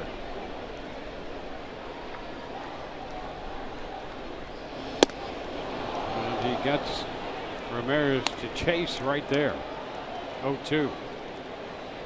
A nice sweeping slider by Rowe, and being up in the count 0-2, you got to figure you're going to see that again and again. See if Hanley Ramirez can hold off.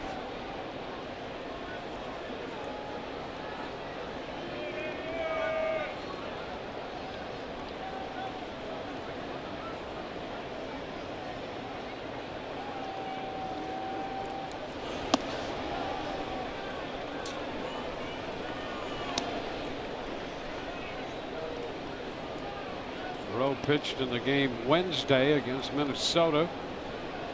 Pitched a perfect 8th inning. He'd been at Durham.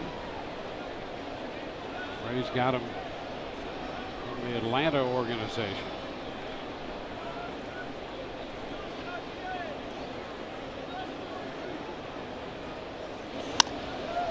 That will be a foul ball. Knocked down by Ruben Amaro Jr., the first base coach of the Red Sox.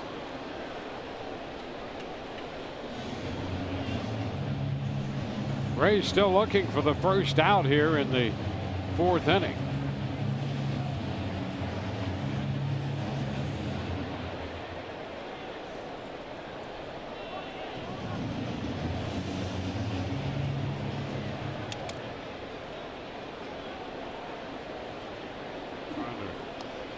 Turn the momentum a bit here in this inning.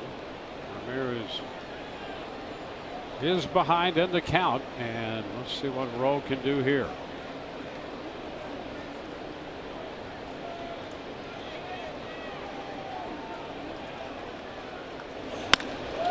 Liner, base hit into left. Pedroia scores. The bases remain loaded. It's now 7-0. The Red Sox having a big inning, breaking this one open. Well, Rowe came back with the breaking ball, but look where it catches. That ball breaks from in to middle and becomes far too easy for Ramirez to get the barrel to it. When everybody moves up 90 feet, and still no end in sight, not an out recorded yet.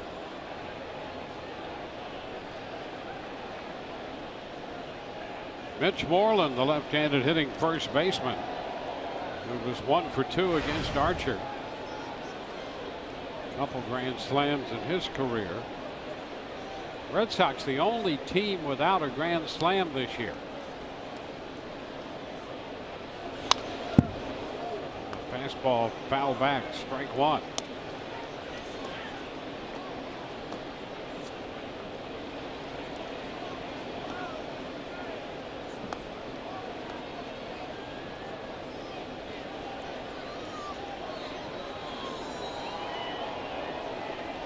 A 1-strike count to Moreland.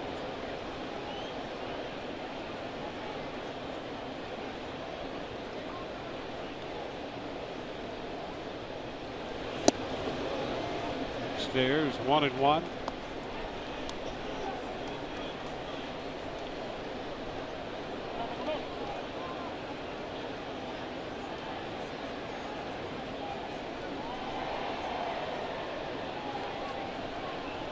Guards on deck. Moreland, the 8th hitter to come to the plate in the 4th inning. It's 2-1.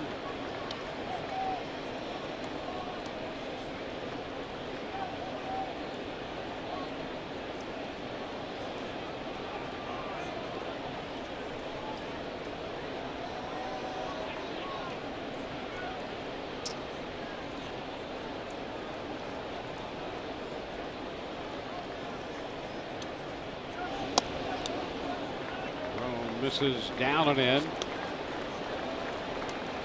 So a 3-1 count. Fell behind Betts, walked him. Got ahead of Ramirez, who singled, driving in a run. 3-1 on Mitch Moreland.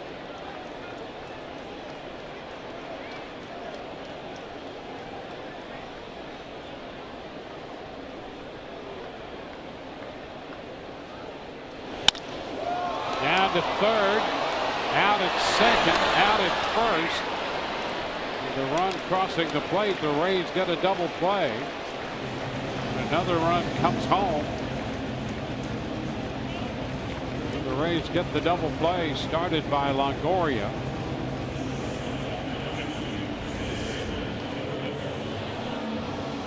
Slapping that ball the other way, but right there's Longoria, and get those 2 outs. Echeverria, you don't see him turn like that every day.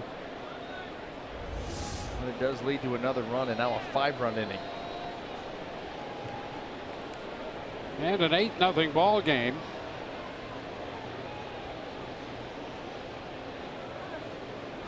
Red Sox have a runner at third for Xander Bogaerts. Blown away.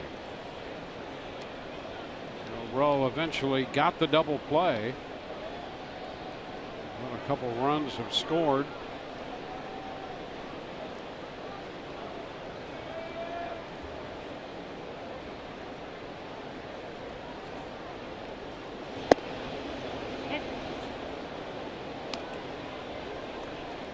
To this point, all of the runs charged to Archer. So he'll be out of this game insofar as that's concerned as well. Betts at third, and he would be the responsibility of Rowe.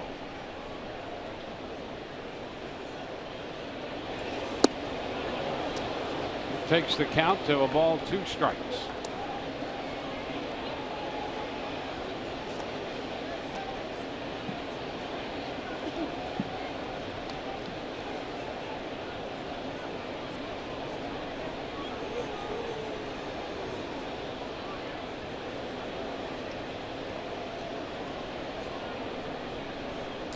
Now the 1-2. And he gets him reaching, stayed away out there and strikes him out. But 9 men come to the plate, and at the end of 4, it's 8-0 Boston.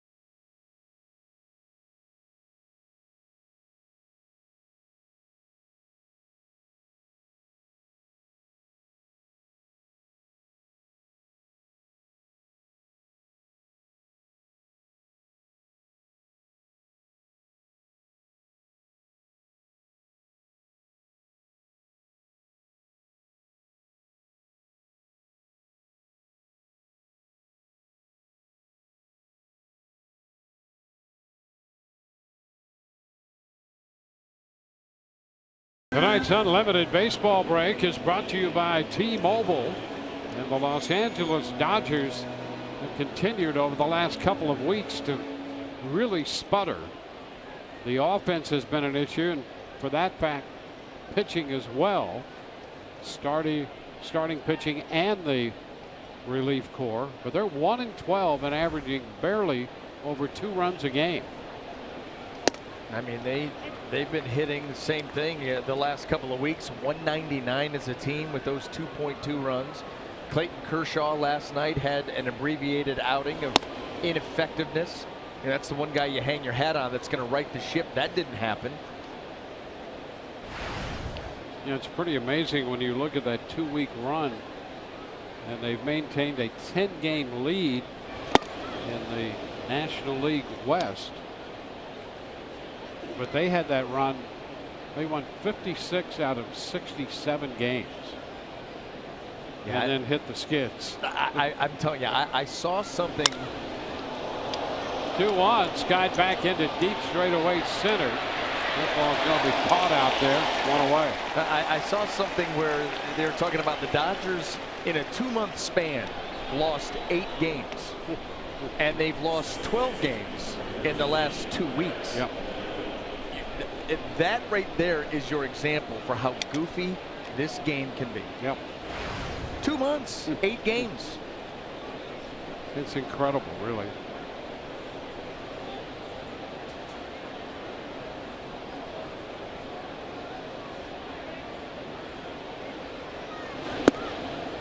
Strike on the outside part of the plate to Brad Miller. That's been one of the interesting and at the same time frustrating thing about the Rays club. You look at this team and you really have an idea that and we talked about it the other day, a base hit to center, of all the teams still alive in the second wild card spot. You kind of like the Rays, but they have not been able to put much together. Tonight, just picking up their first hit here in the 5th inning, down 8-0. They've won 4 in a row, and that's as far out as they can get in building any momentum. When the team went into Chicago, and you and I were talking, before that series started, said the White Sox at this point are really running out a AAA team. I mean, and you didn't even see Abreu for the first couple of games. Yep. And so you've got the Chicago White Sox, then you've got the Minnesota Twins at home. And our thought was, of those 6 games, 5-1, the worst you can do. Yeah. And they go 3-3. And that's been the story. That's it. Win 3, lose, and that's, well, they're sitting at 70 and 71. That has been the story. Yep. And you think that they are so much more capable than that. And certainly on paper it looks that way, and at times when you watch them play it appears to be that way, but 141 games in, this is who you are right now. It tends to reflect that. The shot well tagged deep into left, and that one is out of here, over the monster, into the monster seats, and then back out onto the playing field. A 2-run home run for Jesus Sucre. That's his 5th home run of the year. The Rays get on the board with their first 2 hits of the night. They come with 1 out in the 5th. And now it's 8-2.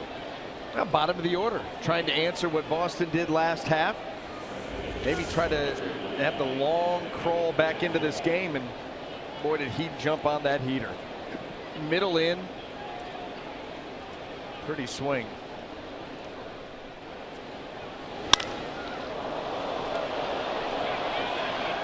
Yeah, the other great part of that replay, aside from seeing the ball go out, was to watch Kiermaier in the on-deck circle when that ball left the bat and he followed it from the on-deck circle.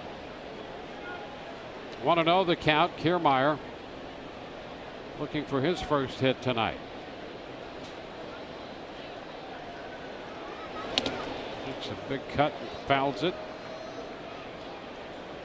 Now 1-1. So home run number 5 for Sucre, and the Rays get on the board. Gives him 26 runs batted in. And a little tap. Let's take a look at that home run.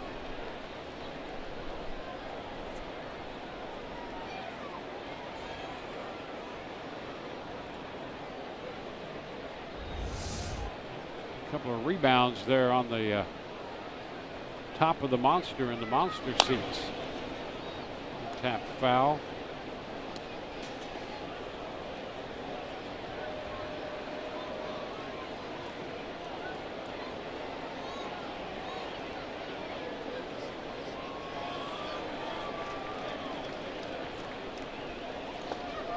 And a wave and a miss. Kiermaier out on strikes.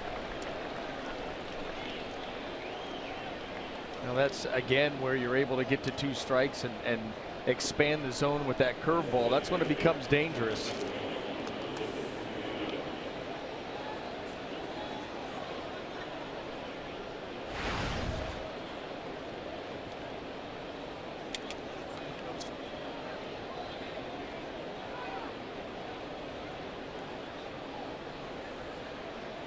Lucas Duda.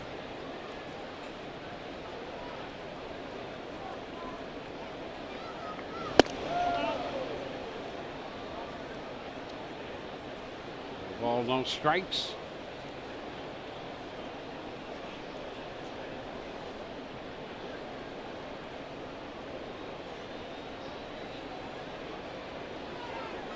A little close to him there.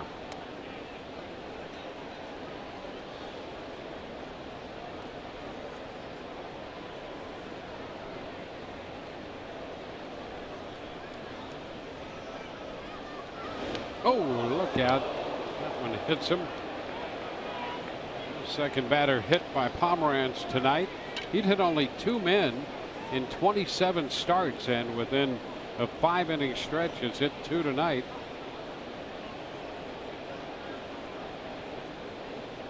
So Duda heads to first.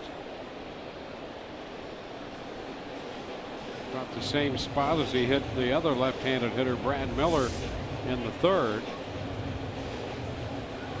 A little visit to the mound by Carl Willis. Let's check in with Alex right now. Good evening, Dwayne. Well, we have an update on Steven Souza Jr. He was lifted from the game in the 4th inning. He was helped off the field by trainers. We are hearing that he has a bruised left knee. The team will have x-rays done tomorrow on Souza's knee, and hopefully we will have more before Saturday night's game, guys. All right, thank you, Alex, for the update. And you know, with that kind of collision, the Rays would take that and hope that the x-rays show nothing, but you're always concerned about what happens to that knee, the leg. There's a ball, a pitch that gets away.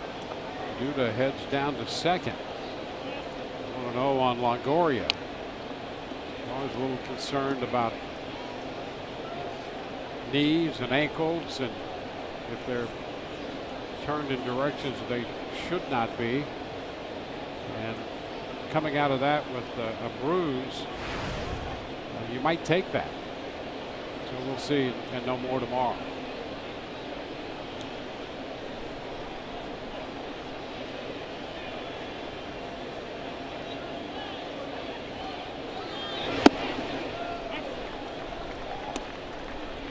One and one.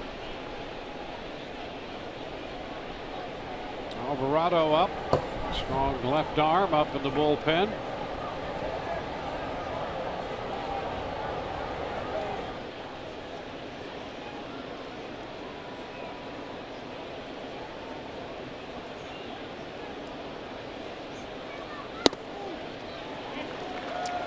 And Evan takes strike 2.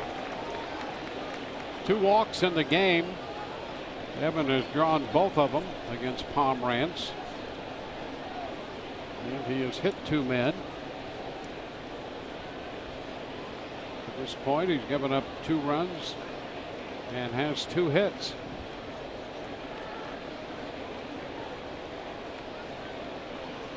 Ooh, ball 2 is upstairs.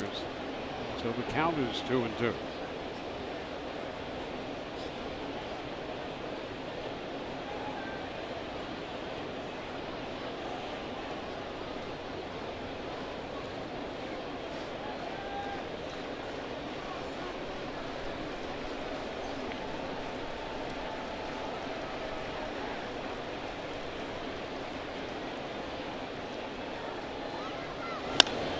Fly ball toward the line. Coming in is Betts, and he makes the catch, retiring the Rays, who get 2 runs on a home run by Jesus Sucre, scoring Brad Miller in front of him. Bottom of the 5th coming up. It's 8-2 Boston.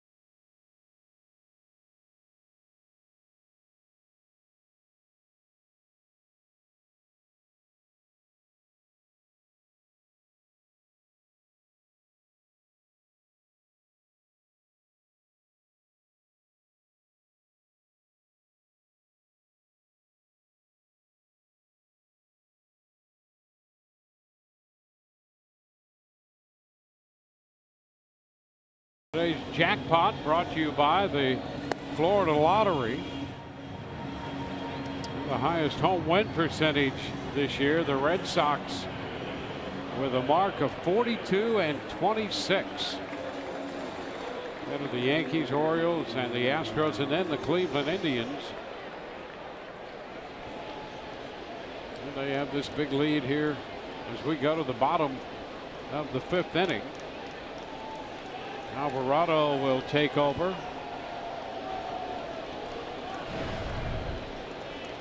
28th appearance for Jose Alvarado.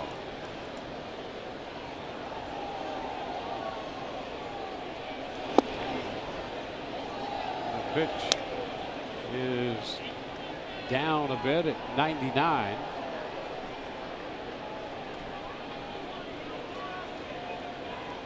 Devers with a single and a double.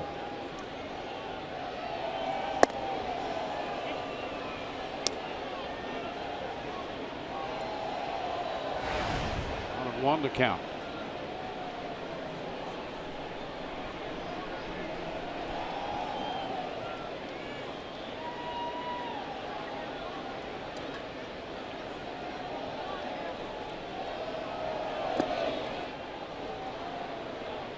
Two and one.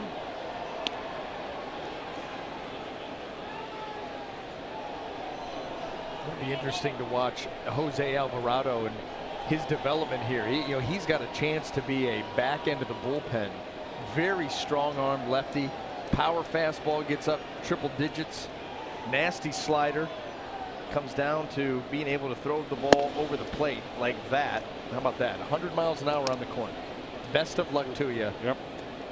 And that's what he's capable of. We've seen him get on some runs where he's absolutely dominant and you don't have a chance. You just really don't. His arm is that good. And it's, we've seen slowly but surely the command get better and better throughout the season. Ooh. And now a full count.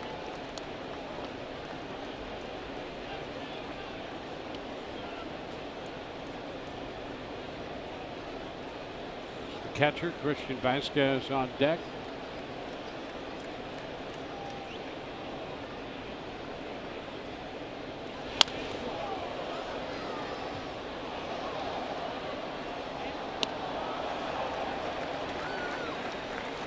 Lefty on lefty here.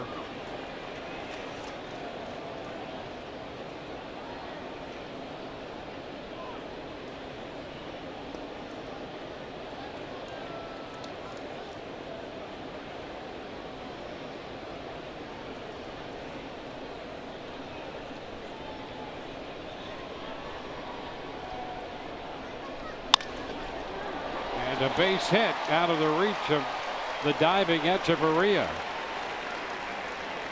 And Devers is 3 for 3 tonight. And again, going the other way. Showing that ability to just stay back and not get greedy. That ball's away. He just stays on it. Get the barrel to it. That ball's coming in so hard, it's going to jump off that bat. And that's exactly what it does. And he gets it by the dive of Echeverria, and Devers continues to swing the bat so very well here at Fenway Park.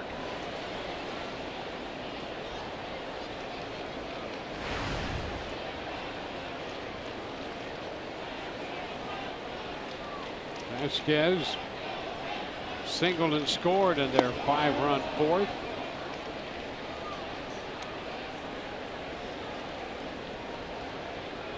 Want to know. Pittsburgh up in the bullpen.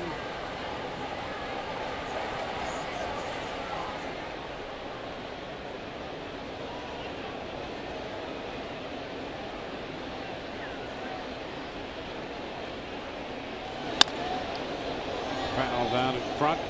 Brian Butterfield. Into the stands it goes.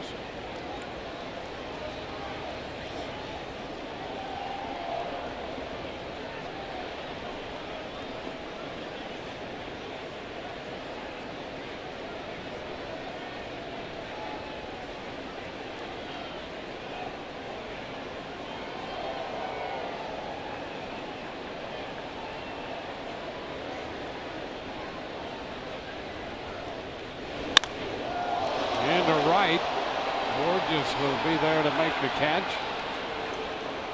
Will be the first out.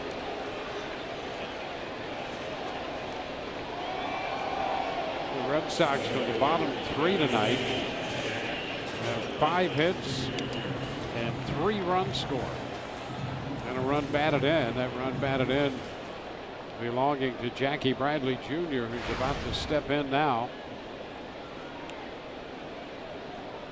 1 for 2.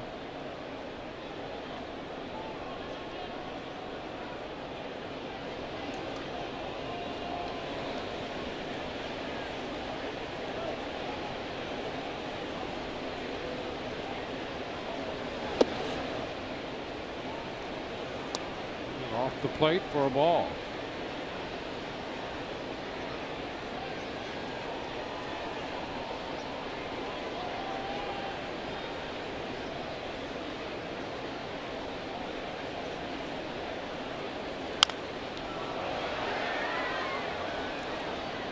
One and one.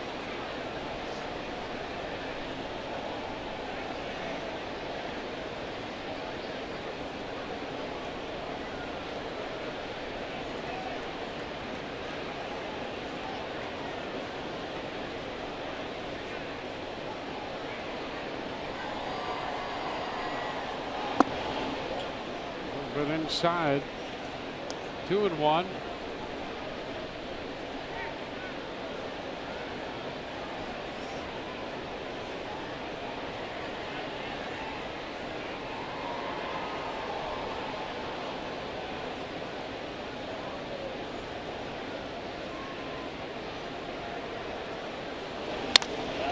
Into center field, Kiermaier will be right there to make the catch.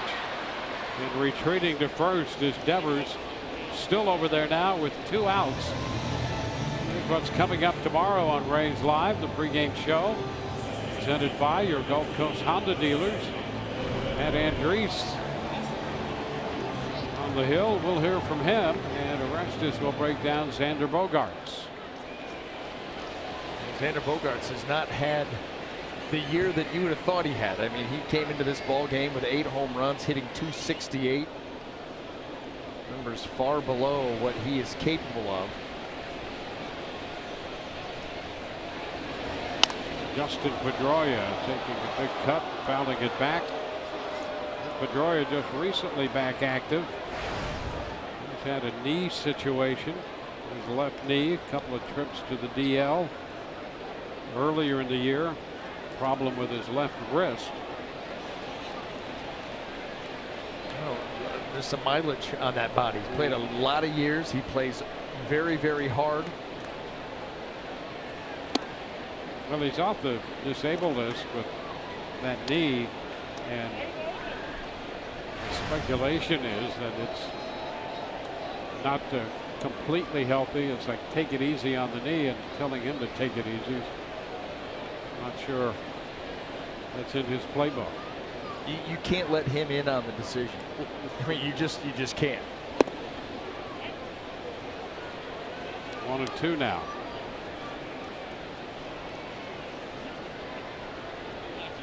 To do whatever he can to help his team win, and he's been in a lot of big games and a lot of pennant races down the stretch. What you've got to balance, though, is that you do get to the finish line and you do qualify. Is there anything left? I mean, are you going to be able to perform at a high level in the postseason? He obviously knows his body better than anybody else. And strike 3 called. No runs, 1 hit, 1 left. We're headed into the 6th. 8-2 Boston.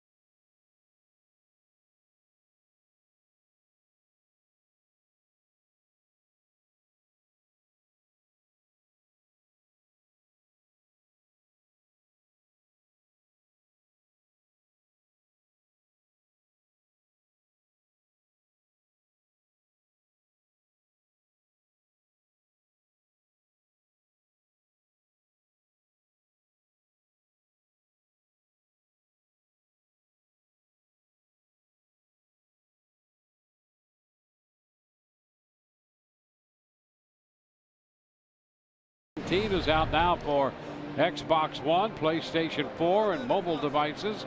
Enjoy the fast-paced pick-up and play MLB action, packed with all your favorite MLB teams, players, ballparks, and much more. Your breakout MLB season is here. You better come ready to play. Learn more at RBIGAME.com.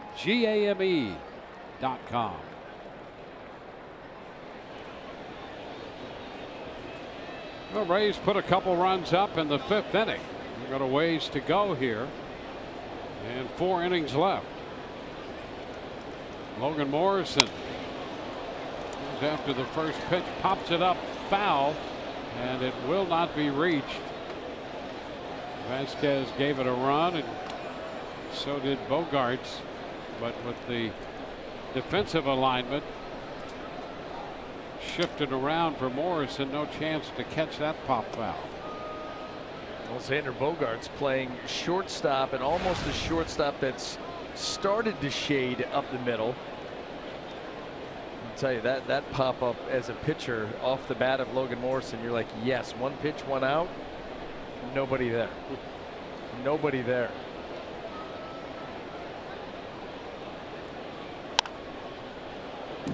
Foul ball bounding into the seats down near the dugout and eventually into the dugout. Ruben Amaro. He's been busy tonight. Yeah, a couple times. He was targeted right there, and now with some police protection. Or no, you just tell him that's where it almost got you.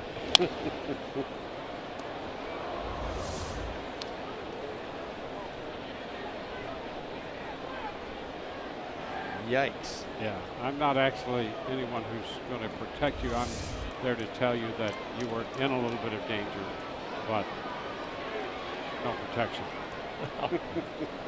Almost got you right there. Yeah. You see how close that came? Taking off your left ear.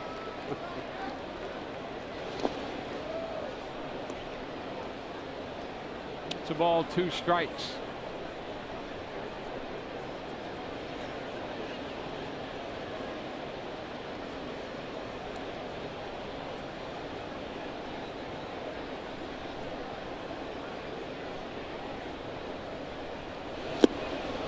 Morrison out on strikes for the 2nd time tonight, swinging this time. And 1 away in the 6th inning. Well, he kept this curveball in the zone for such a long time that Logan Morrison finally had to commit.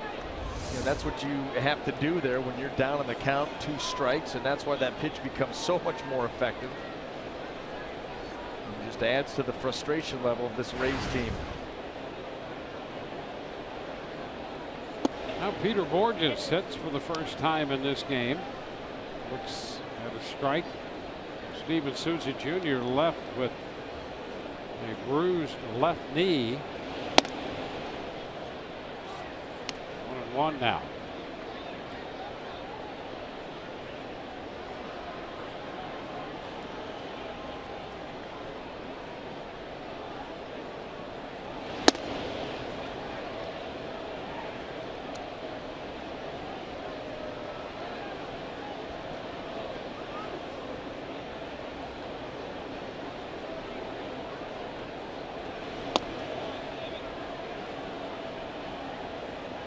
It's a 3-1 count.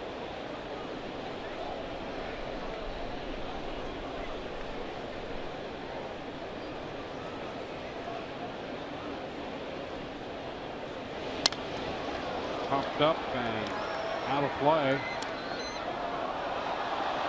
It's 3-2.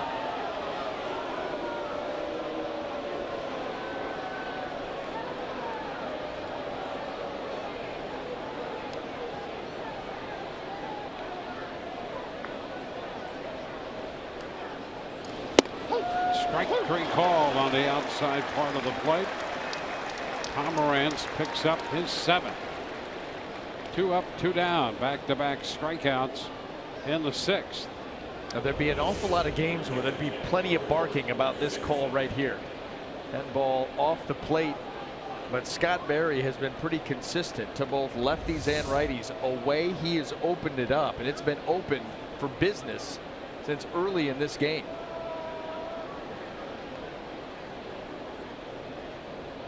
It's Corey Dickerson.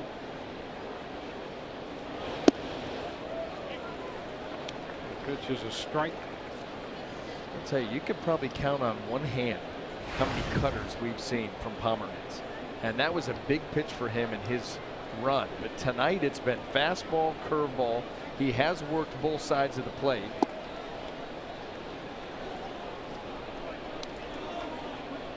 1-1.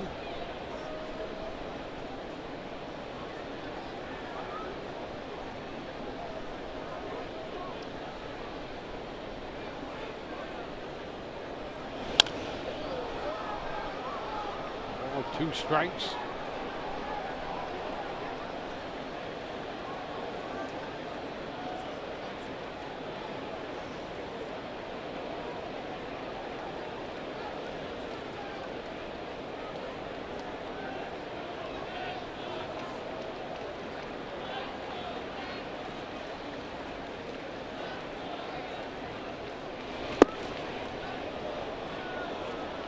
With a fastball wide.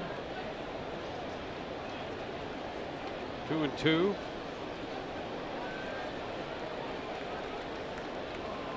Pomeranz making his 28th start tonight. 2 outs into the 6th.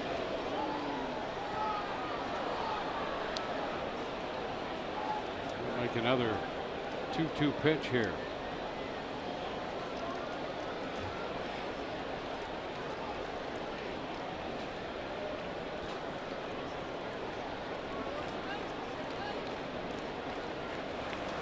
Another lefty up in the bullpen for Boston. It's lefty on lefty. Pomeranz and Dickerson. Dickerson fouls it out of play.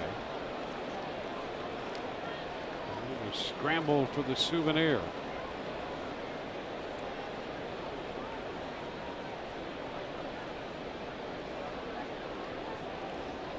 Bobby Scott throwing in the bullpen for the Red Sox right now.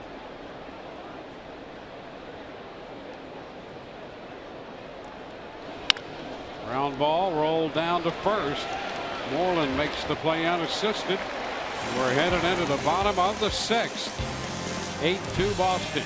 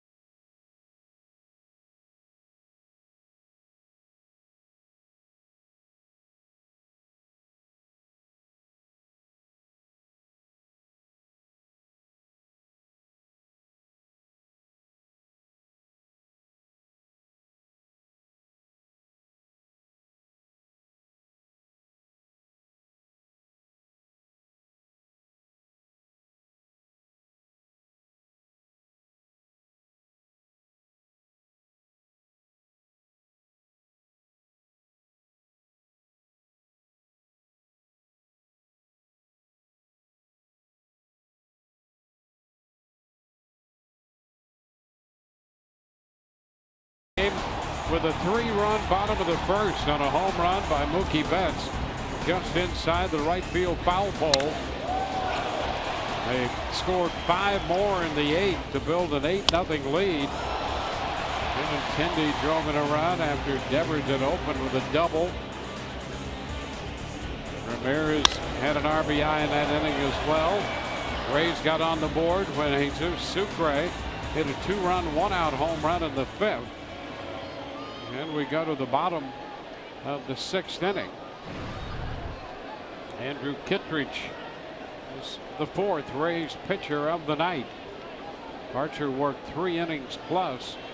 Rowe an inning, Alvarado an inning, and now it's Kittredge facing Andrew Benintendi.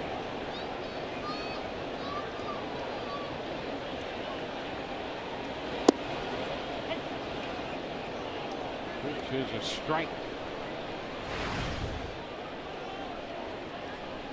Benintendi doubled and scored in the first, singled and scored. Also drove in a run. It was in the 4th inning.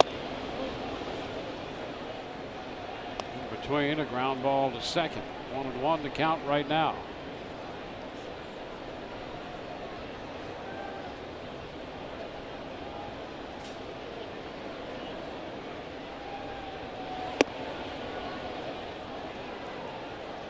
One.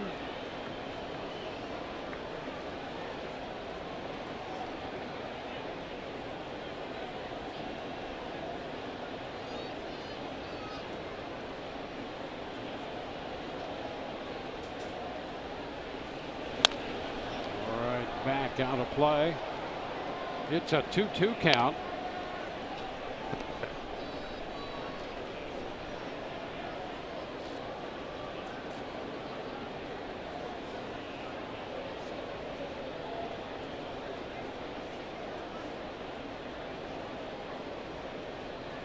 Two balls, 2 strikes.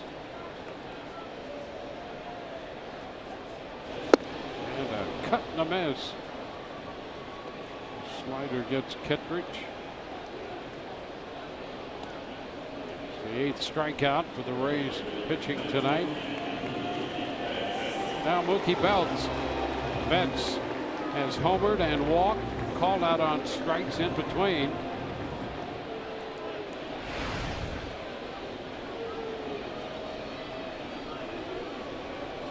It's one of those things that you were talking about earlier in the game, where the Rays pitching staff more than likely is going to end up in double digits in strikeouts, and yet it could end up giving up double digits in runs too. Yep. All or nothing type of game. 2 up, 2 down. First time that's happened to this Boston lineup since the 2nd inning. Archer had a 1-2-3.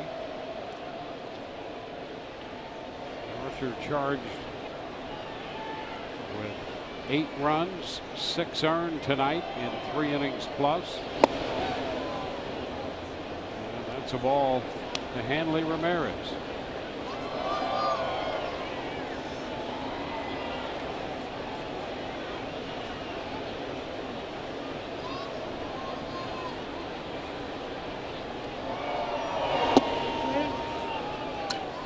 Indians out in front of Baltimore. Cleveland hitting in the bottom of the 8th with a 5-0 lead. Joe Kelly down in the bullpen.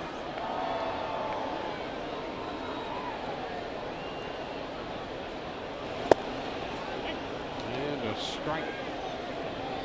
2-1.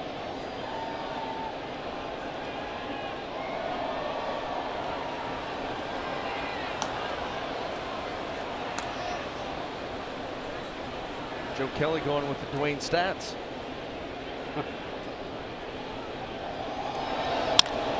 Ground ball short. And Chavarria right there. That takes care of Ramirez. It's a 1-2-3-6. On to the 7th, 8-2 Boston.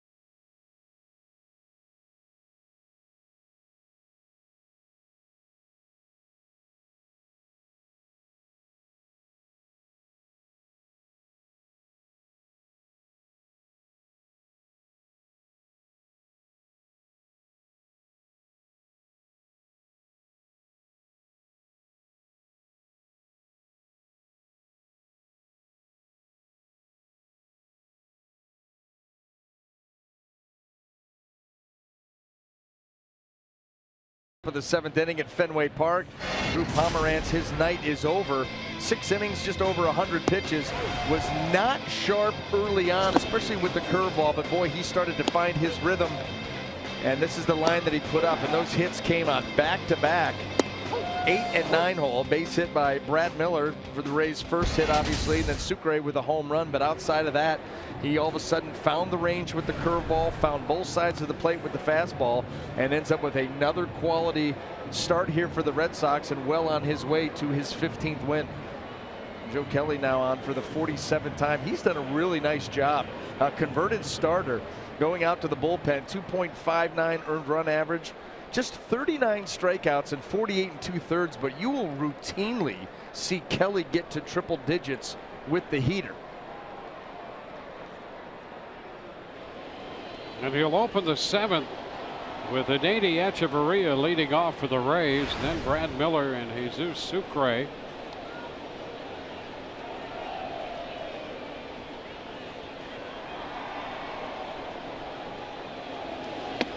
First pitch, 99, and a little close with Echeverria getting out of there. That cannot feel very comfortable. 99 coming in, and you're just like, you know, that you make sounds that you probably would never make otherwise.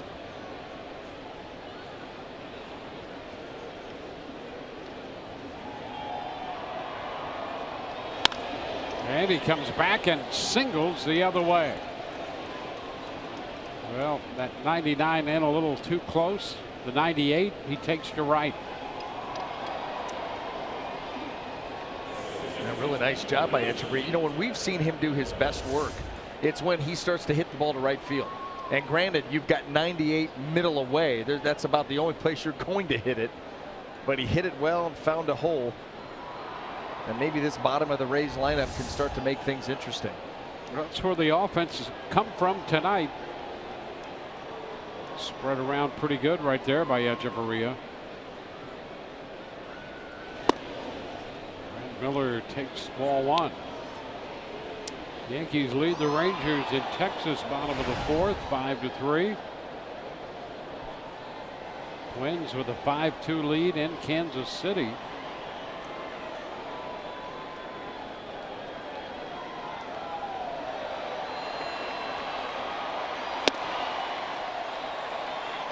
You know, we took a look at Boston, you know, their offensive output the last 2 weeks. Yep. And, you know, they were way down in runs per game, last in the American League. The Dodgers were last in Major League Baseball at 2.2. In that time frame, you get 3 guesses.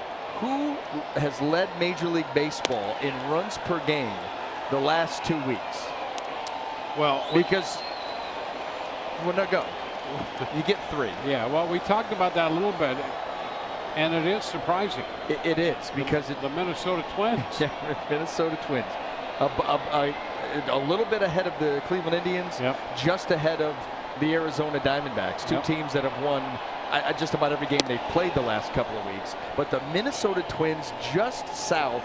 It was 6.92 runs a game, leading Major League Baseball the last 2 weeks. Would you have ever guessed that? No, I would not.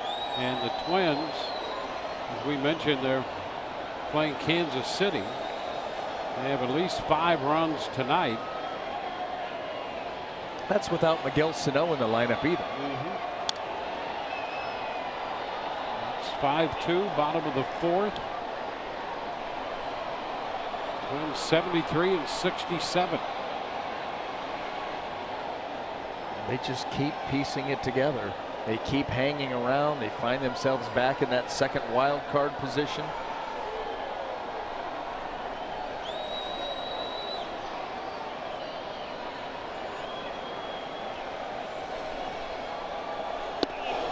And strike 3 called on Miller.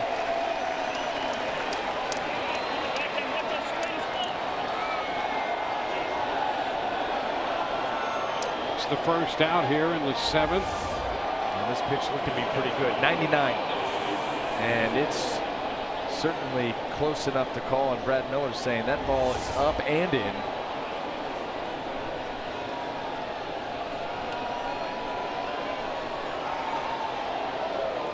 Jesus Sucre. Dart outside, down and away a little bit at 100.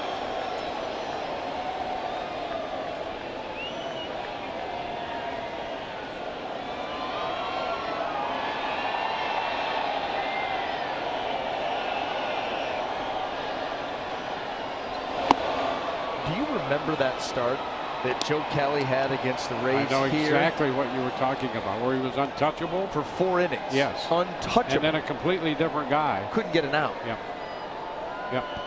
I'll of the never forget strangest that things. start. Yep.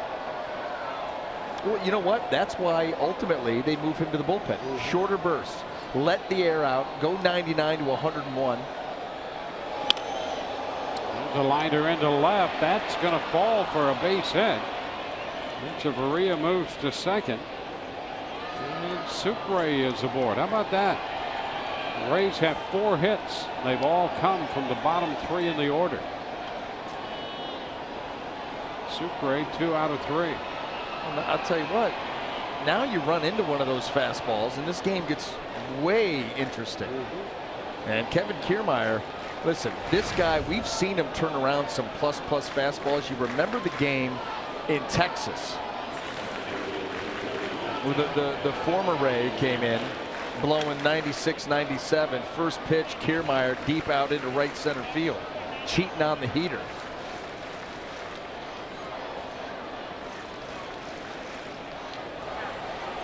Matt Bush. Yep. Matt Bush That's heater right. in Texas. And that's why he got the hook. That's why he got the breaking ball, because he knows Kiermaier's hunting that heater. Strike 1 to Kevin.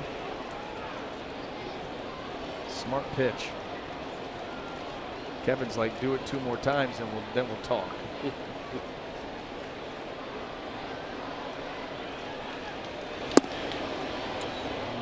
down a little below the zone at 100.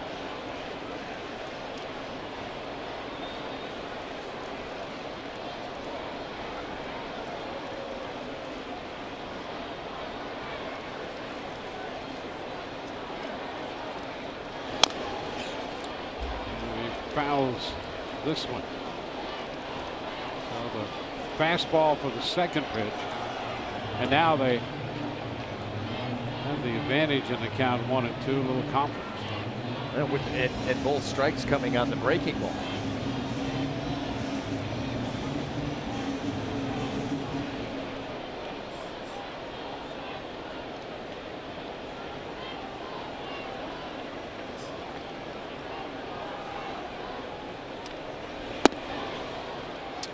Try it again, down. It's 2-2 now.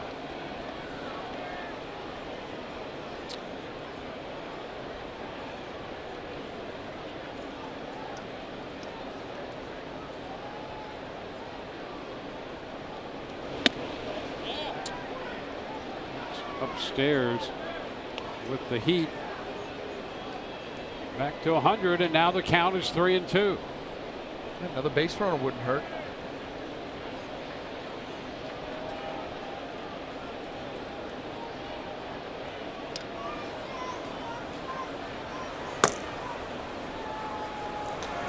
More action in the bullpen for Boston. And ball 4, he walked him with a high fastball. So the Rays will get another base runner. 2 singles and now a walk to load the bases for Lucas Duda. So this inning starts to get very interesting all of a sudden.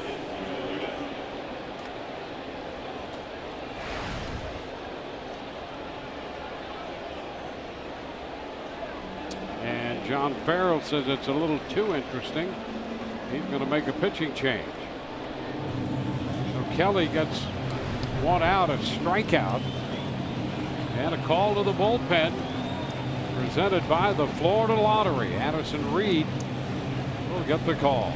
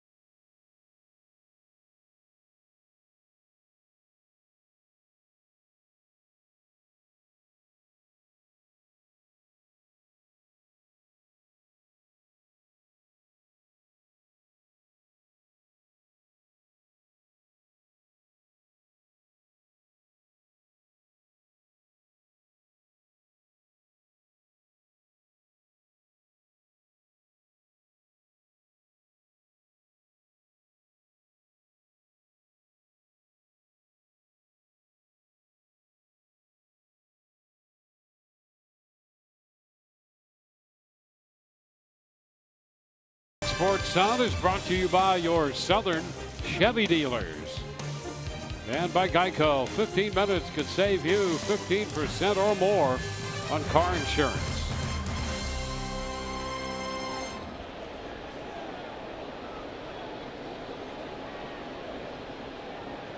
Seventh inning from Fenway. The Rays trying to climb back into this one. Addison Reed has received the call from the bullpen. Coming to the Red Sox from the New York Mets.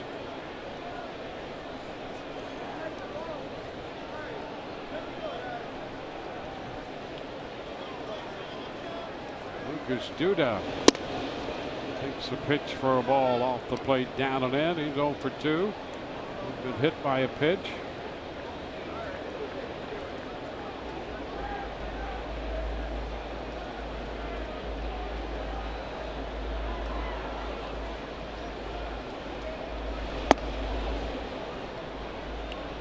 No.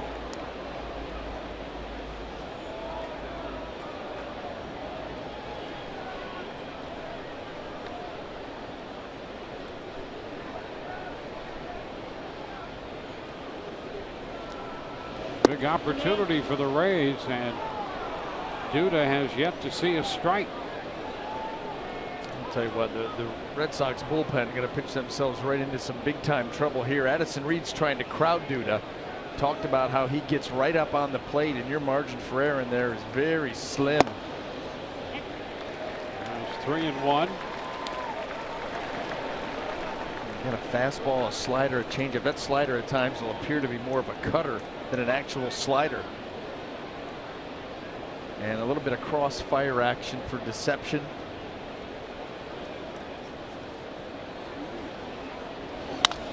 He fouls it. 3-2.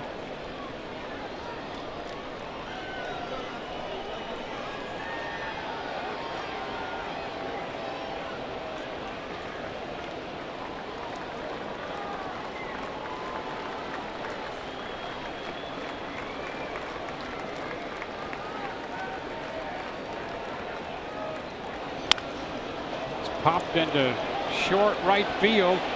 Pedroia going out there and cannot find it. Now he's got a force play at second. Looking over his shoulder, trying to grab it. Could not come up with it. The Rays will get a run out of that. Echeverria crossing the plate. Sucre advancing to third, and Kiermaier forced at second. You know, you knew that Dustin Pedroia was in a little bit of trouble because he was looking to Mookie Betts early right there, and look at where's Mookie. Now he tries to find it. Absolutely could have made the play. The gloves or the ball's right off the thumb of the glove, but he recovers nicely, and because no one can get that far off assuming it's going to be caught, he immediately picks it up and gets a force play.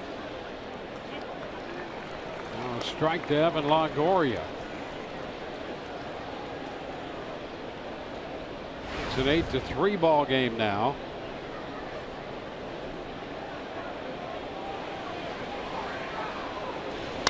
Longoria lines it, grabbed again by Pedroia, reaching up, and that's out number 3. Line drive by Longoria, and Pedroia made the catch. Rays settle for 1 and trail 8-3.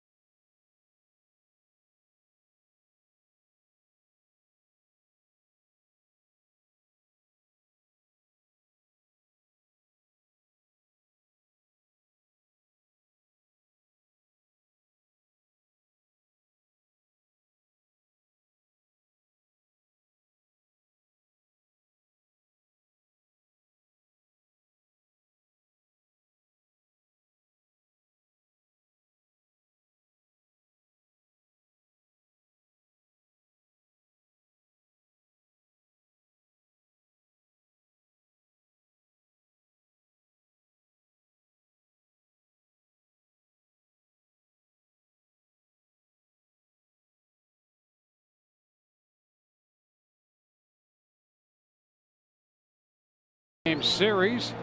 Parents brighten up bath time with the Rays hooded bath towel. Sunday, September 17th. The Rays take on the Red Sox, and all youngsters 14 and under receive a hooded bath towel presented by Johns Hopkins All Children's Hospital while supplies last. Call 888-FAN-RAYS or visit RaysBaseball.com. Ryan Stanek will be the new pitcher, making his 16th appearance.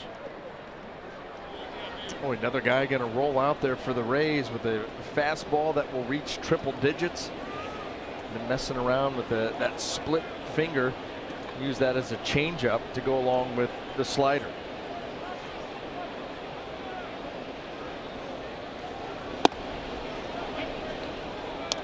First pitch to Moreland is strike one. Well, like a lot of guys too, Stanek, when he comes set, he has the grip of a split, because it's a lot easier to have that grip as you go into the glove than to go into the glove and then try to maneuver it around and find that grip. Foul ball runs the count to 0-2. When you're holding the ball like just a traditional fastball and go in and all of a sudden want to find a split, then you start, and guys used to call it digging into the glove and maybe giving it a different look and tipping off what pitch you're going to throw. Easy to go from that grip to a fastball or slider grip than vice versa.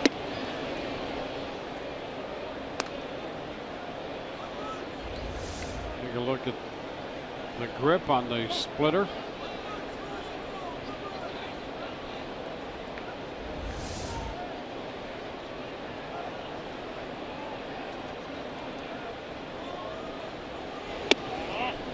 And we go to 2-2.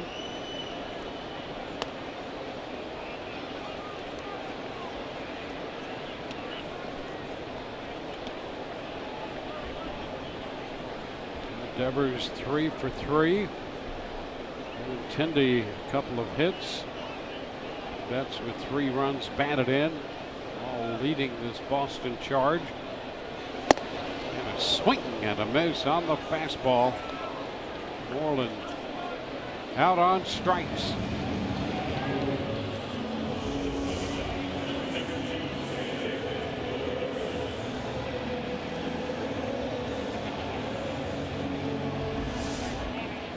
Xander Bogaerts.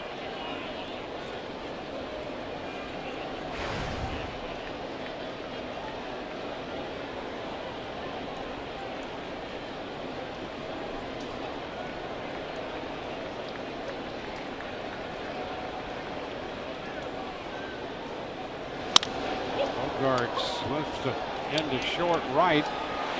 Gorgeous coming on, then held up for just a moment or two as Miller approached. But it's Borges who made the catch. All's well that ends well. And that did look a little dicey there for a split second.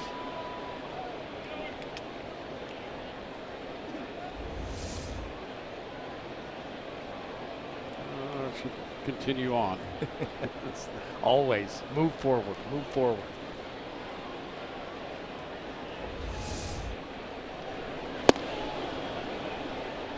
Devers.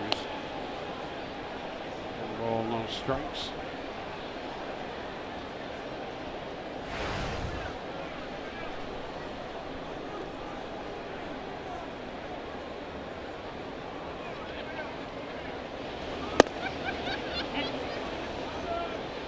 One on one. He came in 365 batting average here at Fenway Park in 20 games, and now that thing up near 400. 3 for 3 night. Single, double, single. Run scored. 2-1.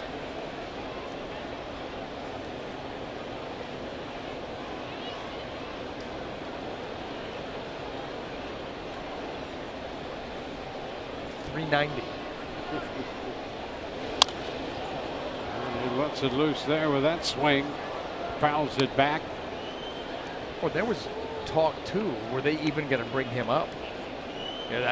Reluctant to do that. And boy, what a difference that he's made.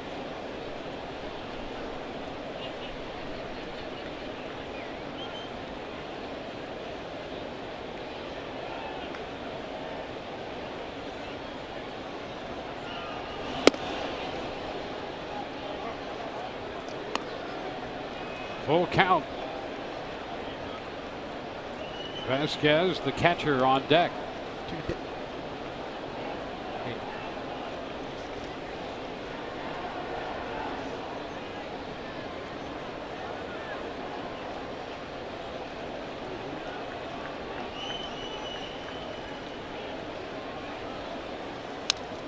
And that fastball, wow.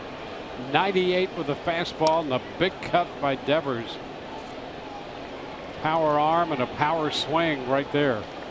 In too. You know, when you get 98 mile an hour fastball is going to be difficult to deal with no matter where he throws it. But when it's in, to get the barrel to that, you've got to be so much quicker. Those hands have to be pulled in. I mean, it is quick twitch city, and you're right, not cutting down at all on the swing. He fouls that fastball out of play.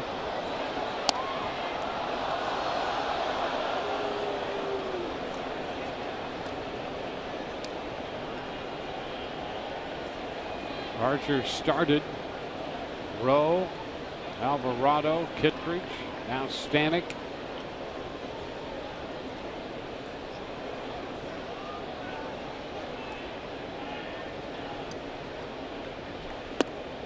And ball 4. A 2-out walk.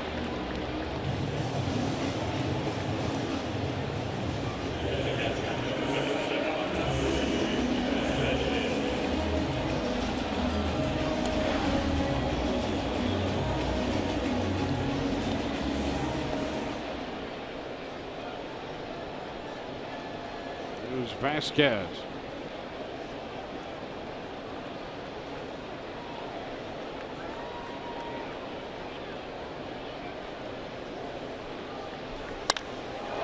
Shoots it toward left center field. That's going to carry all the way to the wall. Kick back to Kiermaier. Devers will score standing up. The throw way late on the double by Vasquez. And it's 9-3.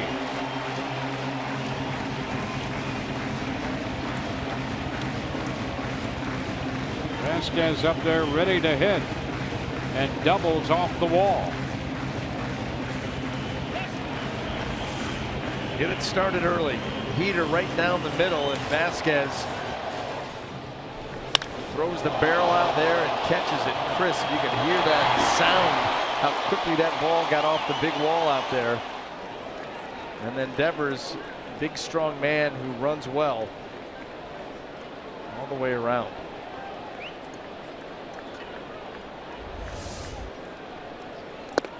Now a swing and a miss. Bradley trying to catch up to the fastball. Vasquez with 2 hits tonight. He singled and scored in the 4th. His double homer run in the 7th. He's at second right now. And a strike the count on Bradley Jr.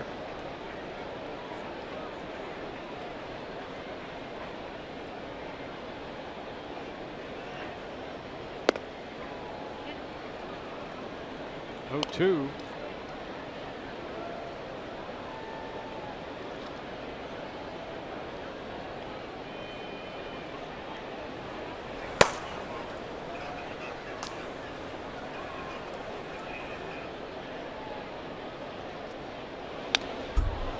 Foul back. 0-2.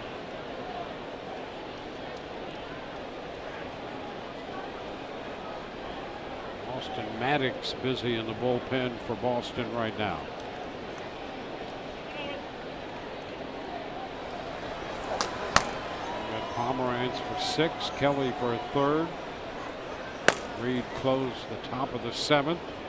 Stanek trying to end the bottom of the 7th. And he does by striking out Bradley Jr. A run scores for Boston with a man left. We go to the 8th, 9-3 Red Sox.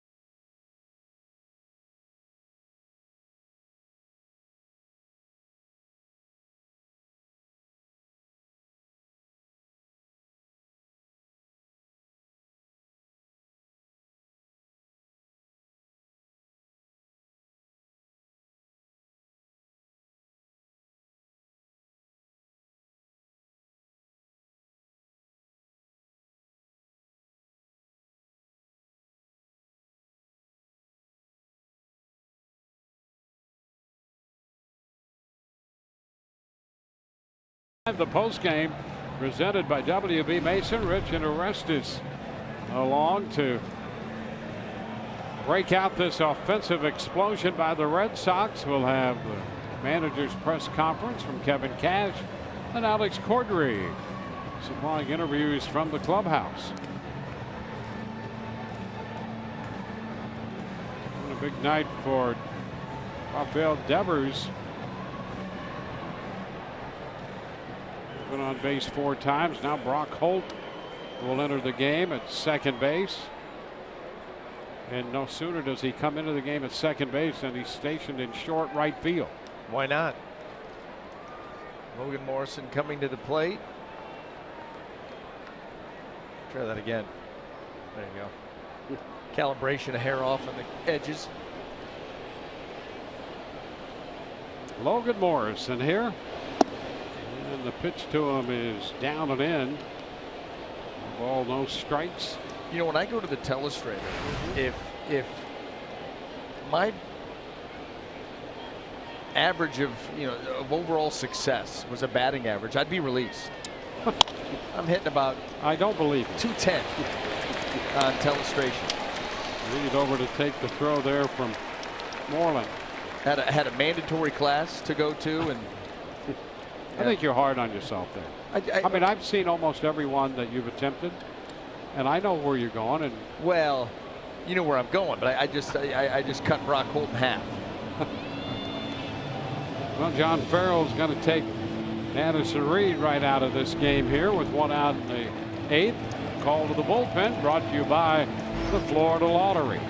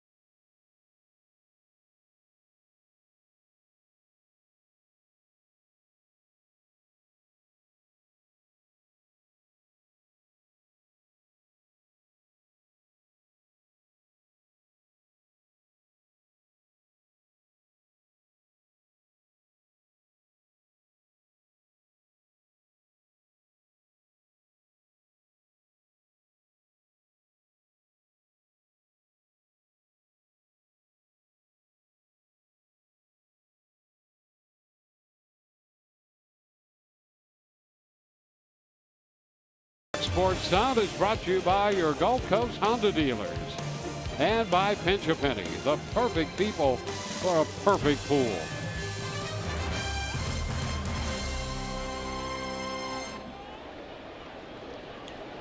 Rays in Boston getting a look at their 4th pitcher. Austin Maddox makes his 7th appearance. Hot shot down to third. Devers apparently can field ground balls as well. That's a nice play. He's had a great night, and there's some of his defensive work. That ball was absolutely blistered. Peter Borges jumping on the first pitch by Maddox and hits a rocket that Devers. Well, how about that? The 1-hop backhand. Good.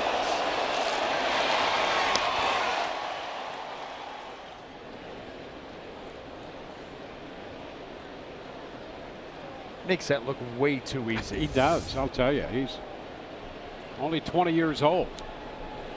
How about that? If he was 23, he'd have been too slow to get to that. I'm telling you, you could take a fan out of the stands and put him at third base for that play, they may not flinch and the ball be by. That's how hard that ball was hit and how quickly it got down there. But you could see he was in a good fielding position and he was ready. I'm telling you, it's.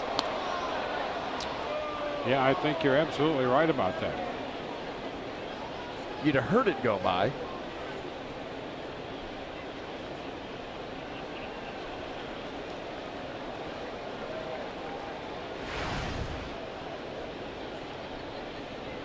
Two outs, 2 strikes. The count on Dickerson up here.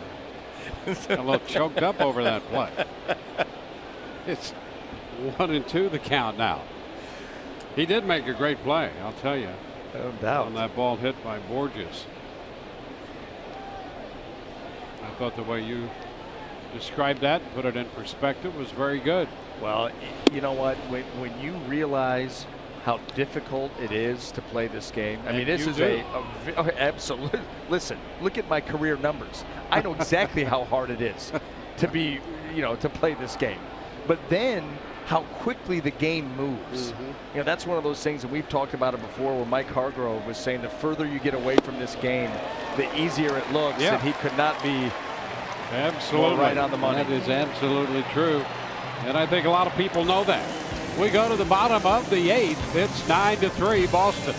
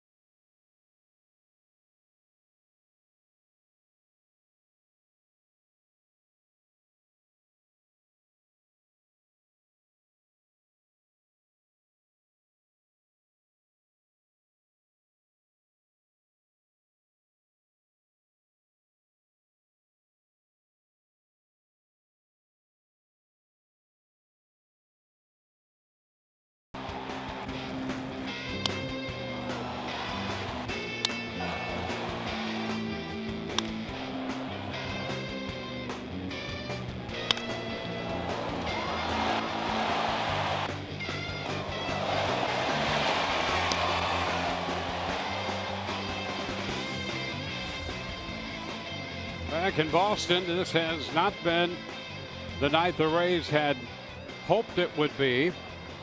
As we go to the bottom of the 8th inning, they are down 9-3. They've been out hit 12-4. Brock Holt in the leadoff spot will get an at bat. 1 ball and no strikes the count. Chase Whitley out there on the hill, making his 36th appearance.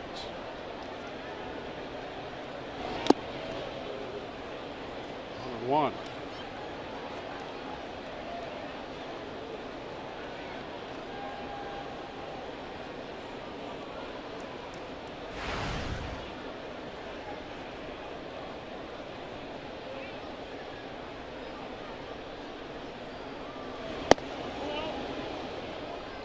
It's 2-1.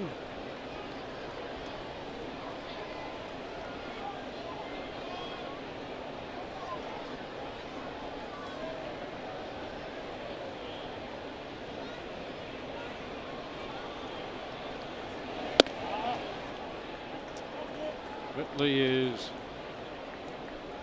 pitcher number 6 for the Rays tonight. Archer worked 3 innings plus. Rowe an inning, Alvarado an inning, Kittredge 1 inning, Stanek 1. He gave up a run. Archer charged for the other 8. Fly ball left field. Dickerson makes the catch.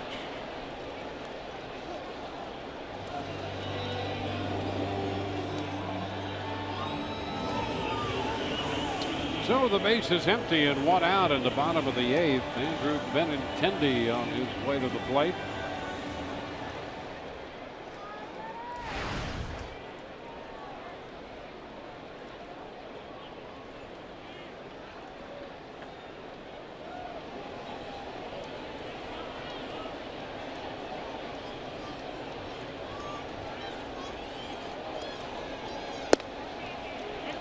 Here's a strike. Pedroia started the scoring, essentially. Started the bottom of the 1st with a base hit. Then Benintendi doubled into 3rd, and Betts hit the home run, scoring Pedroia and Benintendi in front of him. And the Red Sox have not looked back. Betts is on deck. Red Sox have some exciting young players. Benintendi 1 and Betts behind him another one. And we've been impressed by Rafael Devers as well. 1 hop. Oh, Echeverria comes up with that one. What a play. He makes plays every day that no other shortstop makes. And boy, there was one. That ball was on him in a hurry, and he still made the play. I mean, add that one to the list. Adeiny Echeverria was under assault right here.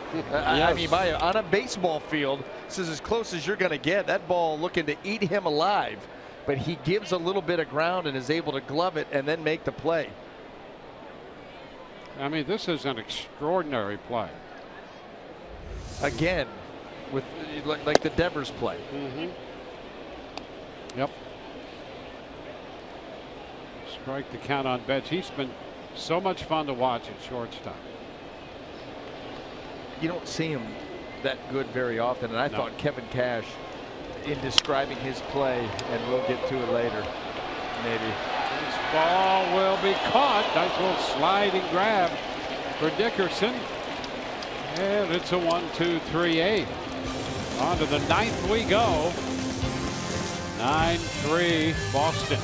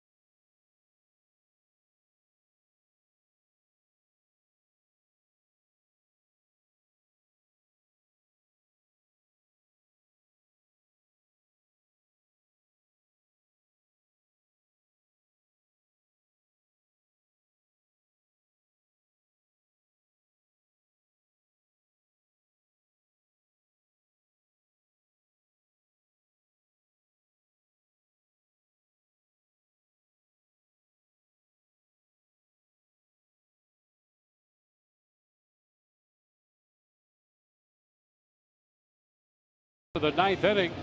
Take a look at our Bonefish Grill catches of the game. Some outstanding defensive work starting with Mookie Betts. Well, robbing Lucas Duda of extra bases right there. Got a great jump on a ball that was hammered and made a tremendous play. And then we've already brought this one up. Peter Borges, first pitch swinging. Rocket shot. Rafael Devers, really? And then right over to first base, a great throw over to Moreland, and Austin Maddox very appreciative of that. Been that kind of a night. It's been all Red Sox, and it started with their first 3 hitters. Actually, it started with the play by Mookie Betts. Yes, it did. And then. Yep. Danny Echeverria leading off here in the 9th inning. Singled and scored in the 7th inning.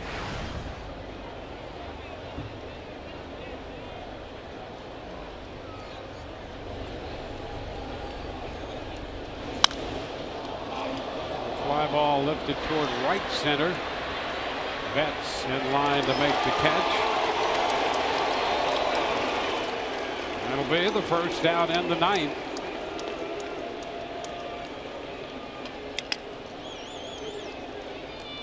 Brad Miller has been hit by a pitch and singled. That base hit in the 5th inning was against Pomeranz and gives Miller 10 for 19 in his career against Pomeranz.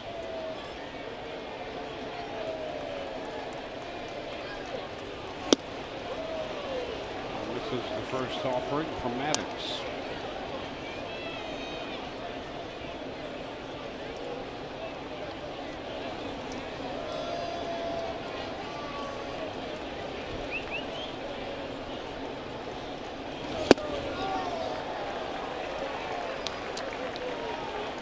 Ahead, 0-2. Maddox, Borges, and Dickerson to end the 8th. Retired Echeverria to begin the 9th.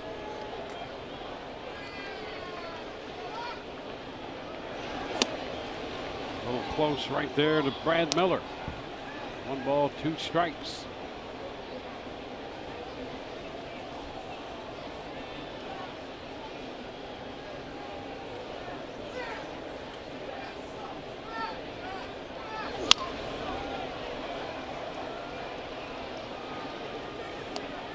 Texas has come from behind, and they have a 7-5 lead over the Yankees in Arlington, batting in the bottom of the 6th.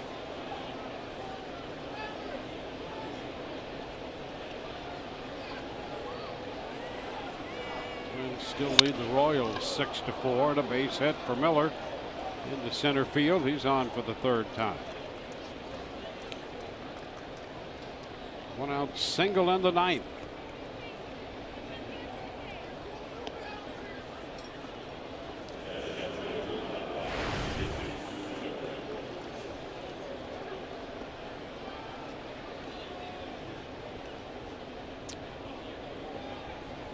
Jesus Sucre gave the Rays 2 runs with a home run in the 5th.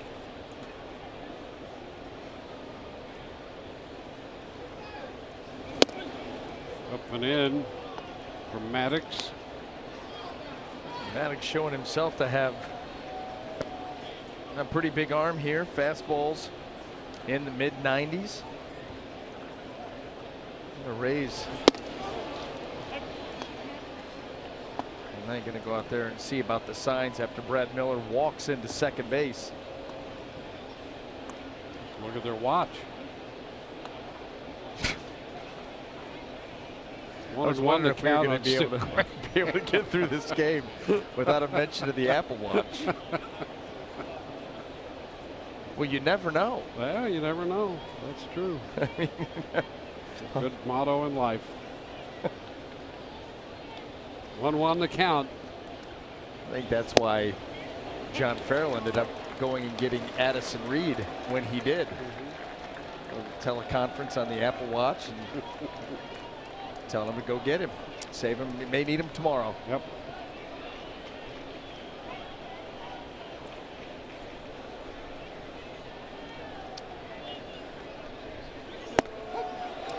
Strike 3 call on the outside corner.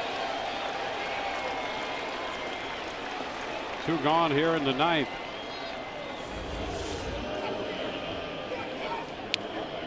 Look at that ball come back. Maddox starting it off the plate like Greg Maddox and then sinking that ball right back to the edge. We'll have more on that Apple Watch controversy in tomorrow's game. It's a little too late to get into it at this point. Yeah. But we can share our thoughts. Okay. Uninterrupted. I look forward to it. 2 outs. A lot of people we want to invite into the show tomorrow. We should just do a show. Kiermaier swings through it. Strike one. Yeah, that'll be the Matt Andriese Chris Sale matchup. And that has a chance to be a pretty good one too. Matt Andriese, you know what he's capable of, and Chris Sale. You know, you talk about him and Corey Kluber. Oh, a shot to center field. Bradley Jr. back in front of the wall to make the catch. Bradley Jr. runs it down to end this game for the Rays in the 9th inning. 1 hit and 1 man left, and it's a 9-3 final.